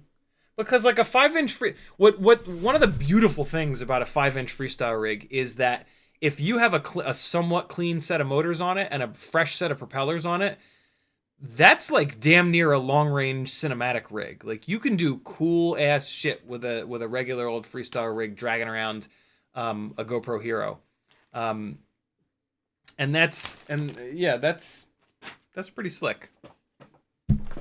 And so to have 900 megahertz, that's gonna let you send that thing up a damn mountain range, you know, and like. I don't necessarily think I would miss the difference in latency between 900 and 2.4, right? I'm used to Crossfire 900 megahertz latency. So going to ELRS 900 is either going to be like the same latency, or it might be a little bit less latency because ELRS in general has smaller packets. So yeah, maybe that's what I'll do. Maybe I'll do 900 on all the 5-inch rigs. The working rigs get the dual band. And then like 3-inch rigs and whatnot get 2.4. 3-inch rigs and tiny whoops get 2.4. I think that'd be the best setup. CMYK says dry weight 345. So then yeah, 345, 150 grams, let's say for a battery. Right on like 500 is what that 5-inch analog footage we're watching. Very cool. CMYK filling us in on a bunch of stuff while we were watching it. Oh, Brother Hobby 1504s. Okay, so those are actually 1504 and a halves. Gotcha. St. Quadmas Day. That's right. That's what that event at that really cool spot. Parkour Guy says, in Uncrashed, 10 gravity setting and the throttle low 1.3 medium 1. Oh my god. Is the best for me. Parkour Guy, can you do me a favor? Can you message me on like Discord or something, those settings? I'm going to forget those. And that might give me a little, that might save me some time. Kevin Sumner says, if I weren't such a fatty, maybe I could fit into a large. It's an extra large. Adam Weston, thanks again for the $4 super chat. It's looking like I'm just going to ship this to you, which is totally fine. Mudder Dixon says, LOL, if I wasn't built like CiottiFPV, I could wear that, but it's medium down for me. Mudder Dixon also says, you can even reuse all your old Immortal tees. Oh my god, that's true if you stay 900. So true. I could just, yeah, that's rad. Kevin Sumner says, the hardware upgrade for Gemini X, new RF chip, opens up higher refresh rates for 900 megahertz too. Nice. No single band receivers with it yet, though. Okay, so I'll have to wait for that. Cool. Things are that's rad. Chomper FPV's in the chat. What's up, homie? Hey, Adam Weston, it's all yours. I'm gonna write your name on it. I think I have your address in Patreon. Congrats, brother. I didn't even have to spin the wheel. Adam Weston. Cool. We good. I need to print out. My labels are 2 up on a sheet, and I need to print out a label. And so, yeah. Now I can print out a label for Adam Weston. I'm going to do it right now. It's 11:50. What are we doing in the last 10 minutes, friends? We flying? I'm going to go to Patreon and grab Adam Weston's address and dump it into stamps.com and print out a thingy. Adam Weston. There he is. Yep, I got your address. You good. It's the... I'm sure it's current. I was going to just check the address with you, but I don't want to say a part of your address on a live stream. Computer, what is happening with you right now? What is the deal? I'm clicking on things and nothing's happening. I can't click in between the tabs, but I can grab the whole window and move it. What's that about? What? In this other window, I can click between the tabs, though. Oh, there it goes. Strange stuff. Adam Weston says, thanks a bunch. Same address. Awesome. All right, cool. Yeah, what are we doing in the last 10 minutes? Should I fly? Should I fly the Meatball? The heaviest 65 millimeter quad in the world. Yeah, we're going to do it. We're going to do it. It's Meatball time, friends. Meatball time!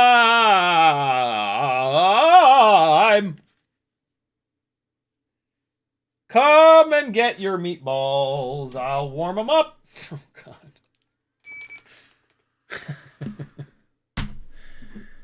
Come take a look at my meatballs. They're delicious. Okay. I've got all these tiny whoops out because I'm putting fresh props on them. The propellers took a hell of a beating at Castle Crash. And so I'm going to be nice to them and put some fresh propellers on them. Meatball is an ultimate freestyle tiny whoop. 2G4, Mobula 6 canopy, Runcam Nano 3 camera, Newbie Drone Cockroach V3 frame with basically igow 0802 motors with the 1.5 millimeter shaft, but 33,000 kV. And then GemFan 1208 tri-blades. That's what we're about to fly. I don't have gates set up, so we're just going to whop this thing around the room. We'll go upstairs with it as well. It'll be fine. Oh, God. Hey, I even have the right module in. Look at us go.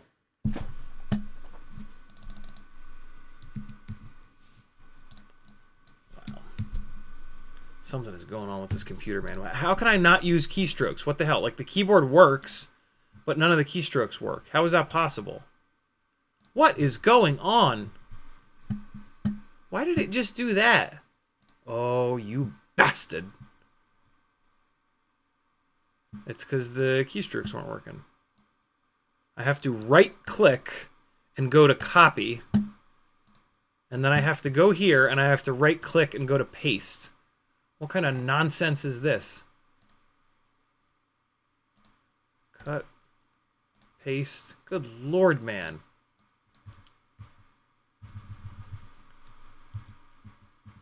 But the keyboard works. Yeah, that's so weird. So weird. Adam Weston. There we go. It's all set. Hopefully I have the label in there right so it doesn't just print two labels on top of each other. LQ's dropping because it's getting hot.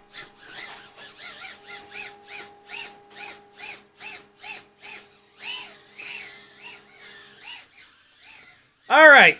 0802. 30,000. So, all right. Yeah, well. There's the 2G4. Yeah, so these 802 30,000s are pushing this 2G4 really hard, even though it's on 1.2 inch props. This 2G4 might be... Hi, Teddy. I did not hear you, little buddy. This 2G4 is maybe on its way out. You never know. And, like, the temperature comes down there. Like, if I relax, I can get the core temperature warning to shut up. But as soon as I start to fly it hard, it comes back. There's a chance that it's filtering related. Let me take a look. Let me take a look at what the filters are. End battery 3.7. It's bounced up to 3.8. That's fine. I'll run a little bit more out of this battery. Yeah, let me take a look at what the gyro is on this AIO in Betaflight, and maybe I can clean that up a little bit. I have a feeling it's just the motors asking too much. That's my hunch, but I would love to be wrong. So in the CLI, if you type status, it'll show you what your gyro is. And this is an MPU 6000. So I was kind of wondering if it was a BMI 270 gyro. This being a 2G4, we don't have black box. So I can't harass Brandon's Baked Beans to help me dial in the filters. But on MPU 6000 gyros, this should be plenty of filtering. The hardware filtering in the MPU 6000 is way more aggressive than the BMI 270, and so this gyro filter multiplier can very easily be maxed all the way out. I mean, I guess I could turn this dynamic on here. Let's do that. I'm gonna change from the static gyro low pass 2 to the dynamic gyro low pass 1. I'm gonna leave this slider all the way maxed out though. And then the D-term filtering is at 1.2. That's pretty safe. That's filtering a lot. So I'm gonna leave that alone. Oh man, there's a lot of filtering going on down here. There are 2 dynamic notches. Maybe this is over filtered. I'm gonna go down to 1 single dynamic notch and see what happens. The Q factor is also really low at 300. I'm gonna bump this up to 400. Maybe this is a scenario where we have too much filtering. I just took one of the dynamic notches away. That's gonna really reduce the amount of filtering going. What is this D-term notch here? There's a static D-term notch. Oh, this is... I'm gonna turn this off. Ah, shit. I wanted to take a screenshot of what that was.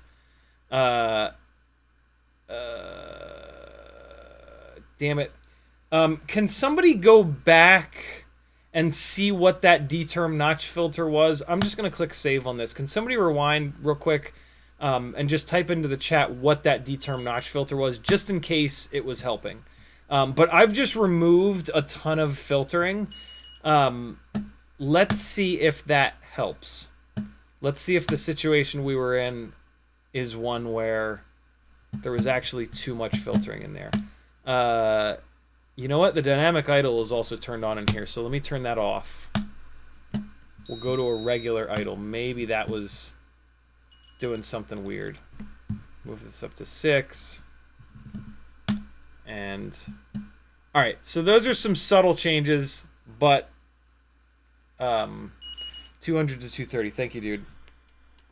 I think that I think where that came from is I believe Quad66 did some black boxing with this V3 cockroach frame, and I think he found that there was a there was frame resonance in that little range there. I believe that's why I had that set up. Let's see if this is better or worse. Didn't touch the PIDs at all. All right, we've already got the core. So let's see what happens with the core temperature. It's probably going to go up a little bit more.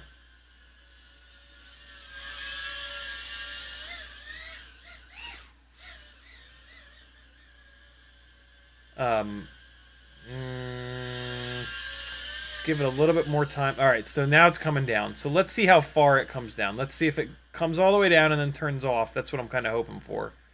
And then I'll start flying it hard again. We're just going to eat the rest of this battery by creating airflow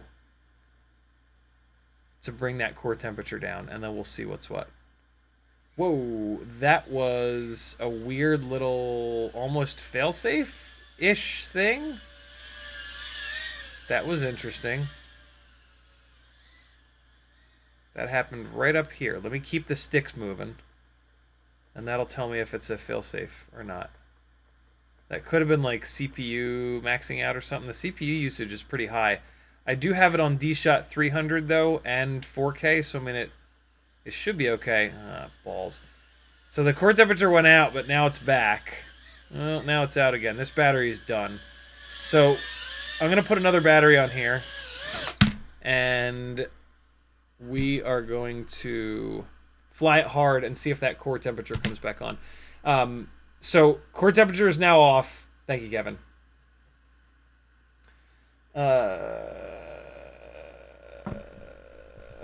Brandon says spooky upstairs. Brandon, what do you think about the filtering scheme that I have on this thing? Which is kind of like my filtering scheme that I run on a lot of different stuff. It's not aggressive at all. Do you think I'm leaving a lot of performance on the table, or is it like in a good spot? I would rather have more filtering and then be able to push the PID gains farther is kind of my approach to it. What are your thoughts, my friend? And no, I'm not going to update these to Betaflight 0.5. If they had BMI 270s, I would, to go with your awesome little BMI filtering scheme. Alright, so core temperature is under control. Let's fly it hard and see if it comes back on. Ooh, this battery is done. Alright, hold on. Let's throw another battery at it. Well, hold on. Let me make sure this battery's done. It's bouncing back up to 3.8, 381, 382. Oh, God. I think this battery might be ready to be retired. Because it dropped all the way down to like 3.4, and it felt terrible. Oh, yeah, no, this battery's going in the garbage. The battery is all the way up to 3.96. That's a battery. If it's sagging all the way down to 3.3, 3.4, but then you land and it bounces up that high, that's a battery that the internal resistances are way too high on. I already have some red marker on that battery, which means that it doesn't fly right. It's just an old battery that needs to get retired. This is a much fresher battery that I'm putting on now. Brandon's McBean says Gyro low pass 1 isn't helpful by itself on 4K PID loops. Really? So you think I should you think I should go back to the setup I had with Gyro low pass 2 on? Or should I just turn the gyro low passes all the way off and just let the D-term and the RPM filtering and the dynamic filtering do their thing? Yeah, this battery feels way better. So the flight experience of this of the Meatball rig is that it flies like a meatball. It's heavy as hell. It's got a bunch of power, and so it's got power and weight, so you can do that kind of stuff, and it just hurls across the room. But yeah, the 802 motors are kind of heavy, so like the response time is actually not really as good as a 702 rig. 33,000 kV is a lot. I'm really excited to fly this rig on those 1.5mm shaft WeBleed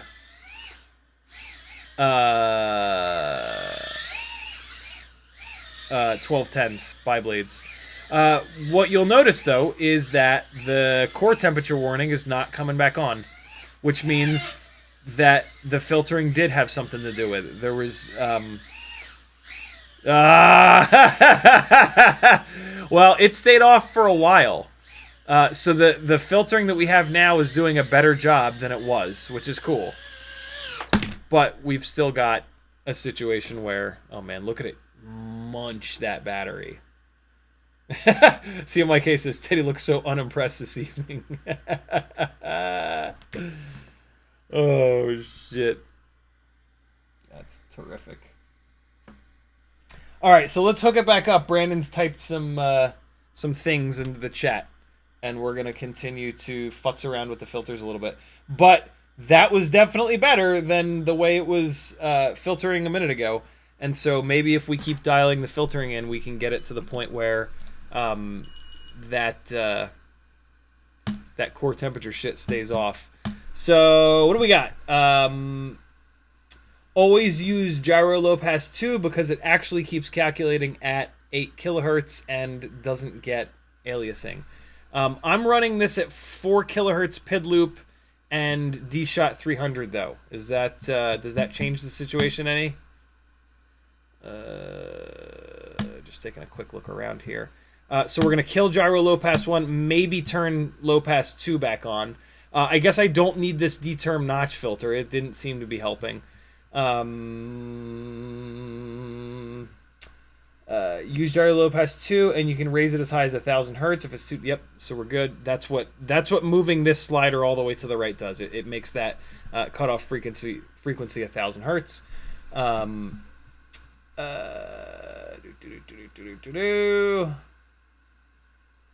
Zoe 101 says, just tuned in. What's this crazy build? This is the Meatball build. This is a Ultimate Freestyle Tiny Whoop with 0802 33,000 kV motors. All right, so we switched that Gyro lowpass 1. Let's try this. Let's actually try removing filtering to see if that helps. I'm going to move the D-term filter slider from 1.2 all the way up to 1.5. And the PIDs are already pretty aggressive, so this is going to be kind of challenging on the... I mean, we'll see. This is how I can tell if I'm like over or under filtered. Leave the PIDs aggressive and take a bunch of D-term filtering out of it, and see what happens. This is also going to reduce the load on the processor a little bit, which we should be fine, but still. All right, let's see. So I'm just gonna. Oh boy, nope. That's zero throttle. It's flying away. It's flying away. So we now do not have enough filtering. So that's good. That's a really good data point. That means that we are not in a situation where we're filtering too much. We were probably filtering just the right amount. In a minute, I'm going to spin each one of these motors up and see if I have any motors that are starting to get banged up. I doubt it. But let's just keep moving things around here. So it will not, at the current PID values, it will not take the D-term filter multiplier being all the way up at 1.5. Screw it. I'm going to take it down to 1.1. We have very little filtering happening on the Gyro low pass. So there's not much latency there. I think I'm going to actually maybe leave it here. I think the problem is that these motors are asking too much of the 5 amp FETs. I think that's what's going on here. I can try backing the PIDs off a little bit. These motors have really good response time, so I might not need the PID gains to be this aggressive. Let's try that. Feed forward is at 0.5 where I like it. Dynamic damping is really high. Move that back down to 1.2. The dynamic damping advance is turned off. That's weird. Hold on. What's that? The lowest number? 40, 50, 20. Yeah, no. 30 is my go-to for these. All right. Cool. Let's give that a shot. So I didn't do much. But we did a little bit. The big thing that we did is add that D-term filtering back in, so that should bring this back under control. I think this battery, this is a Dogcom battery, and I think it's on its way out as well. Oh, hold on. I said I was going to spin these motors up. Let me just make sure that we don't have a vibration issue going on, which is what's causing this problem. Motor 1, super smooth. Motor 2, super smooth. Ooh, motor 3 is not the smoothest.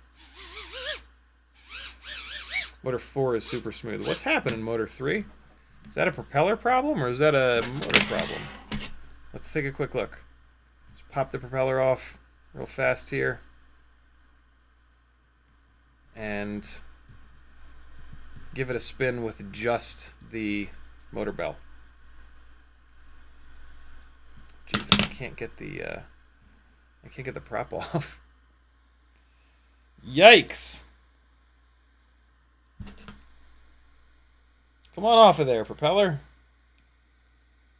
All right, hold on. Let me unplug the quad. It's getting a little hot. I can smell it. It smells like hot electronics. All right, let me really dig this prop popper in here. Try to get this propeller off. Man, it's really holding on. There it goes.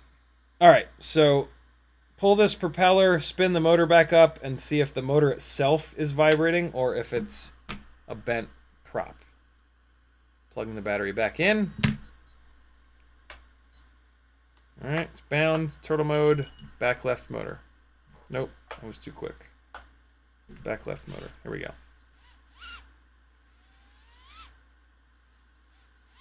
I think it's the prop. Let me do the fingernail trick. Yeah, motor shaft seems fine. I think it's a bent prop. All right, cool. Let's switch this out for another 1208 tri-blade real quick here. Hang on 1 second. Of course, they're all put away. Buddy boy, what are you doing?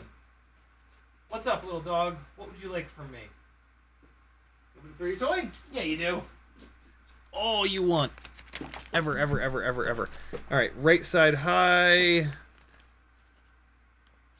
If you didn't know, there's been a 1.2 inch, 1.5 millimeter motor shaft propeller available for a long time. It's the GemFan 1208. Not the greatest propeller in the world, certainly not the worst either. It's a little bit of a heavy propeller, and it doesn't have much pitch, right? 1208.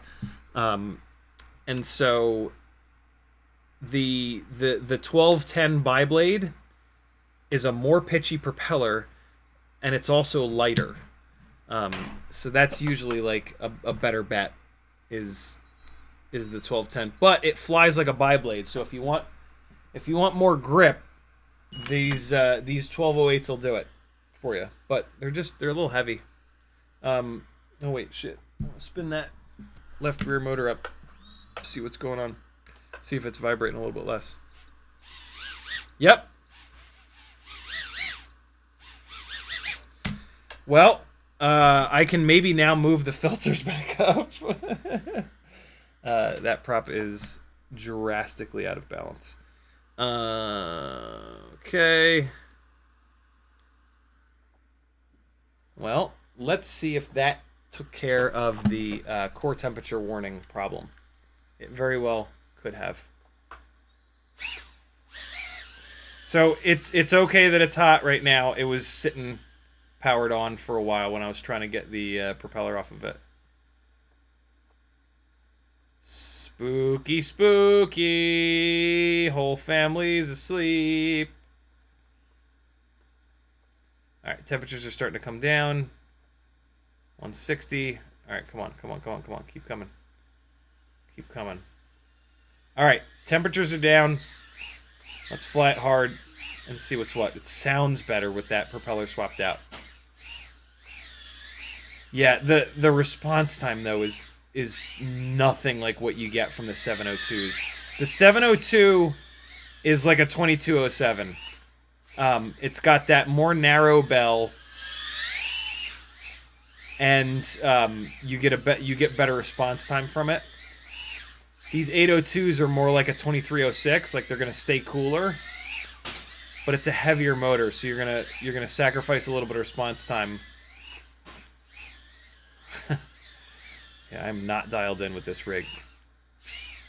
I really don't know what this build is like. It's its own thing. I think these motors are going to come off of here and go back onto a 75 millimeter rig. That core temperature warning is not coming back on, and we're flying it hard. So yeah, I think that was the problem. I think I was chasing my tail. Case in point, change your props first, or at least spin them up and make sure there's not one that's vibrating harder. I think I was chasing my tail a little bit on the filtering, but I mean, you know, I'm now in a spot where it's got a little bit of extra filtering, which is a good place to be in. I can now move the PIDs up a little bit, even though it might not need the extra PID gains. You don't want to just keep moving the PID gains up more and more and more and more and more for no reason. Like, you want to have a reason for increasing the PID gains. Once the thing eats all the prop wash, and the flight characteristics are like perfect, leave it. Leave the PIDs there and fly it hard and crash it hard and profit, you know? It's very tempting to just keep pushing the PIDs farther and farther and farther and farther. Look at this. This is a broken in half HQ ultralight 1.6 inch propeller. This answers the question: can we drill HQ props out from 1 millimeter to 1.5? And the answer is no, because this wasn't even drilled out to 1.5. This was a stock HQ ultralight 1.6 inch biblade that broke in half while I was flying.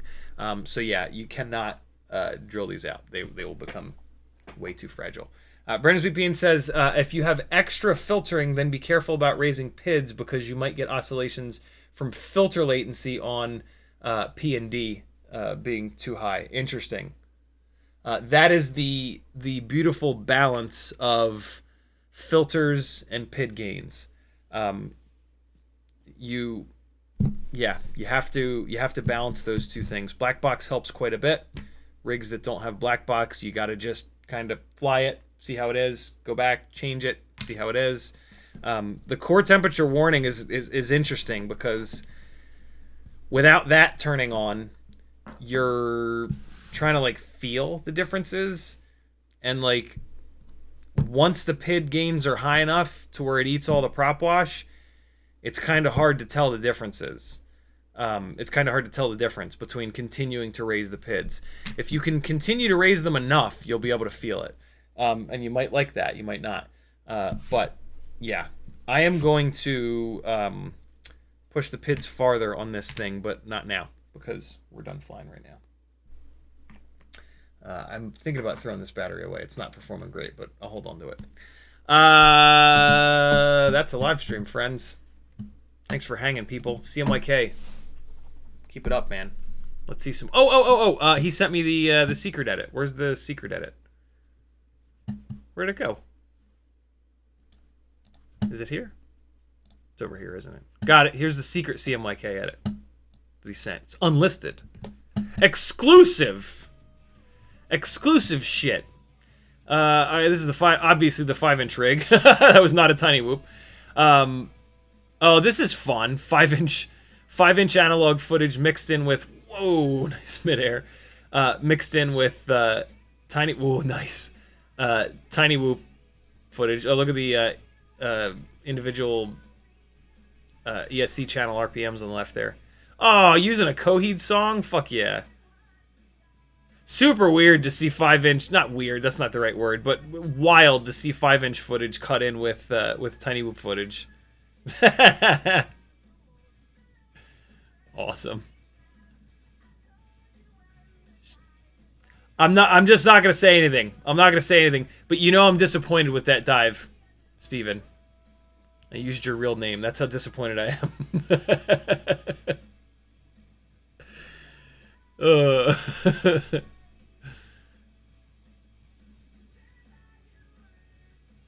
I would love to see the camera on the 5-inch rig and the camera on the tiny whoop be exactly the same. Nice bing bong on the bottom of the fucking gas tank.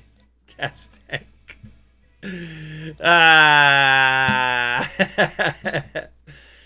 would be hysterical to see flight footage with the exact that looks exactly the same, but tiny whoop versus 5-inch. That would be cool. Did you guys just put a second rig up there? I think they did. Oh, oh man, here we go. Here we go. How many quads can we? Oh, nice! Hell yeah! That was a good one. Awesome stuff. Keep going, CMYK. Keep flying, brother. We'll keep watching. Get your asses subscribed to CMYK's channel, or I'm gonna beat you. Here's another link to his videos. There you go, my friends. Ugh, keystrokes aren't working. God, is that a weird thing to have happen? There we go. Right click, paste. There it is, friends. Got an oil change. I forgot that was on the tag. All right, friends. I'll see you guys on Whoop Wednesday at. Hey, should I change these Monday night? Joshua is no longer streaming at 8 on Mondays, so should I change these Monday night live streams to 8 o'clock Eastern? West Coast folks, you probably won't like that. Maybe you will. But yeah, should I change it? Type yes or no in the chat. Just type yes or no. Should I change Monday night streams to 8 p.m. Eastern time? Yes or no? Hurry up. Type yes or no. Do it. Do it. Do it. Do it. Do it. Do it. Do it. You guys get to decide.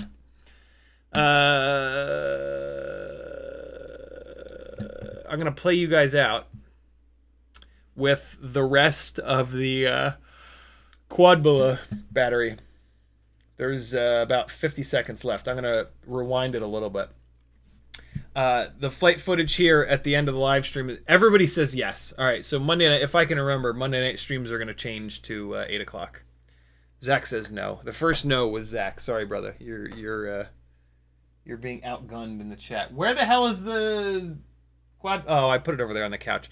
Quadmula F3 Siren, 270 grams all up, 4S850, GemFan 3052 propellers, which are basically like 35 pitch, 3-inch.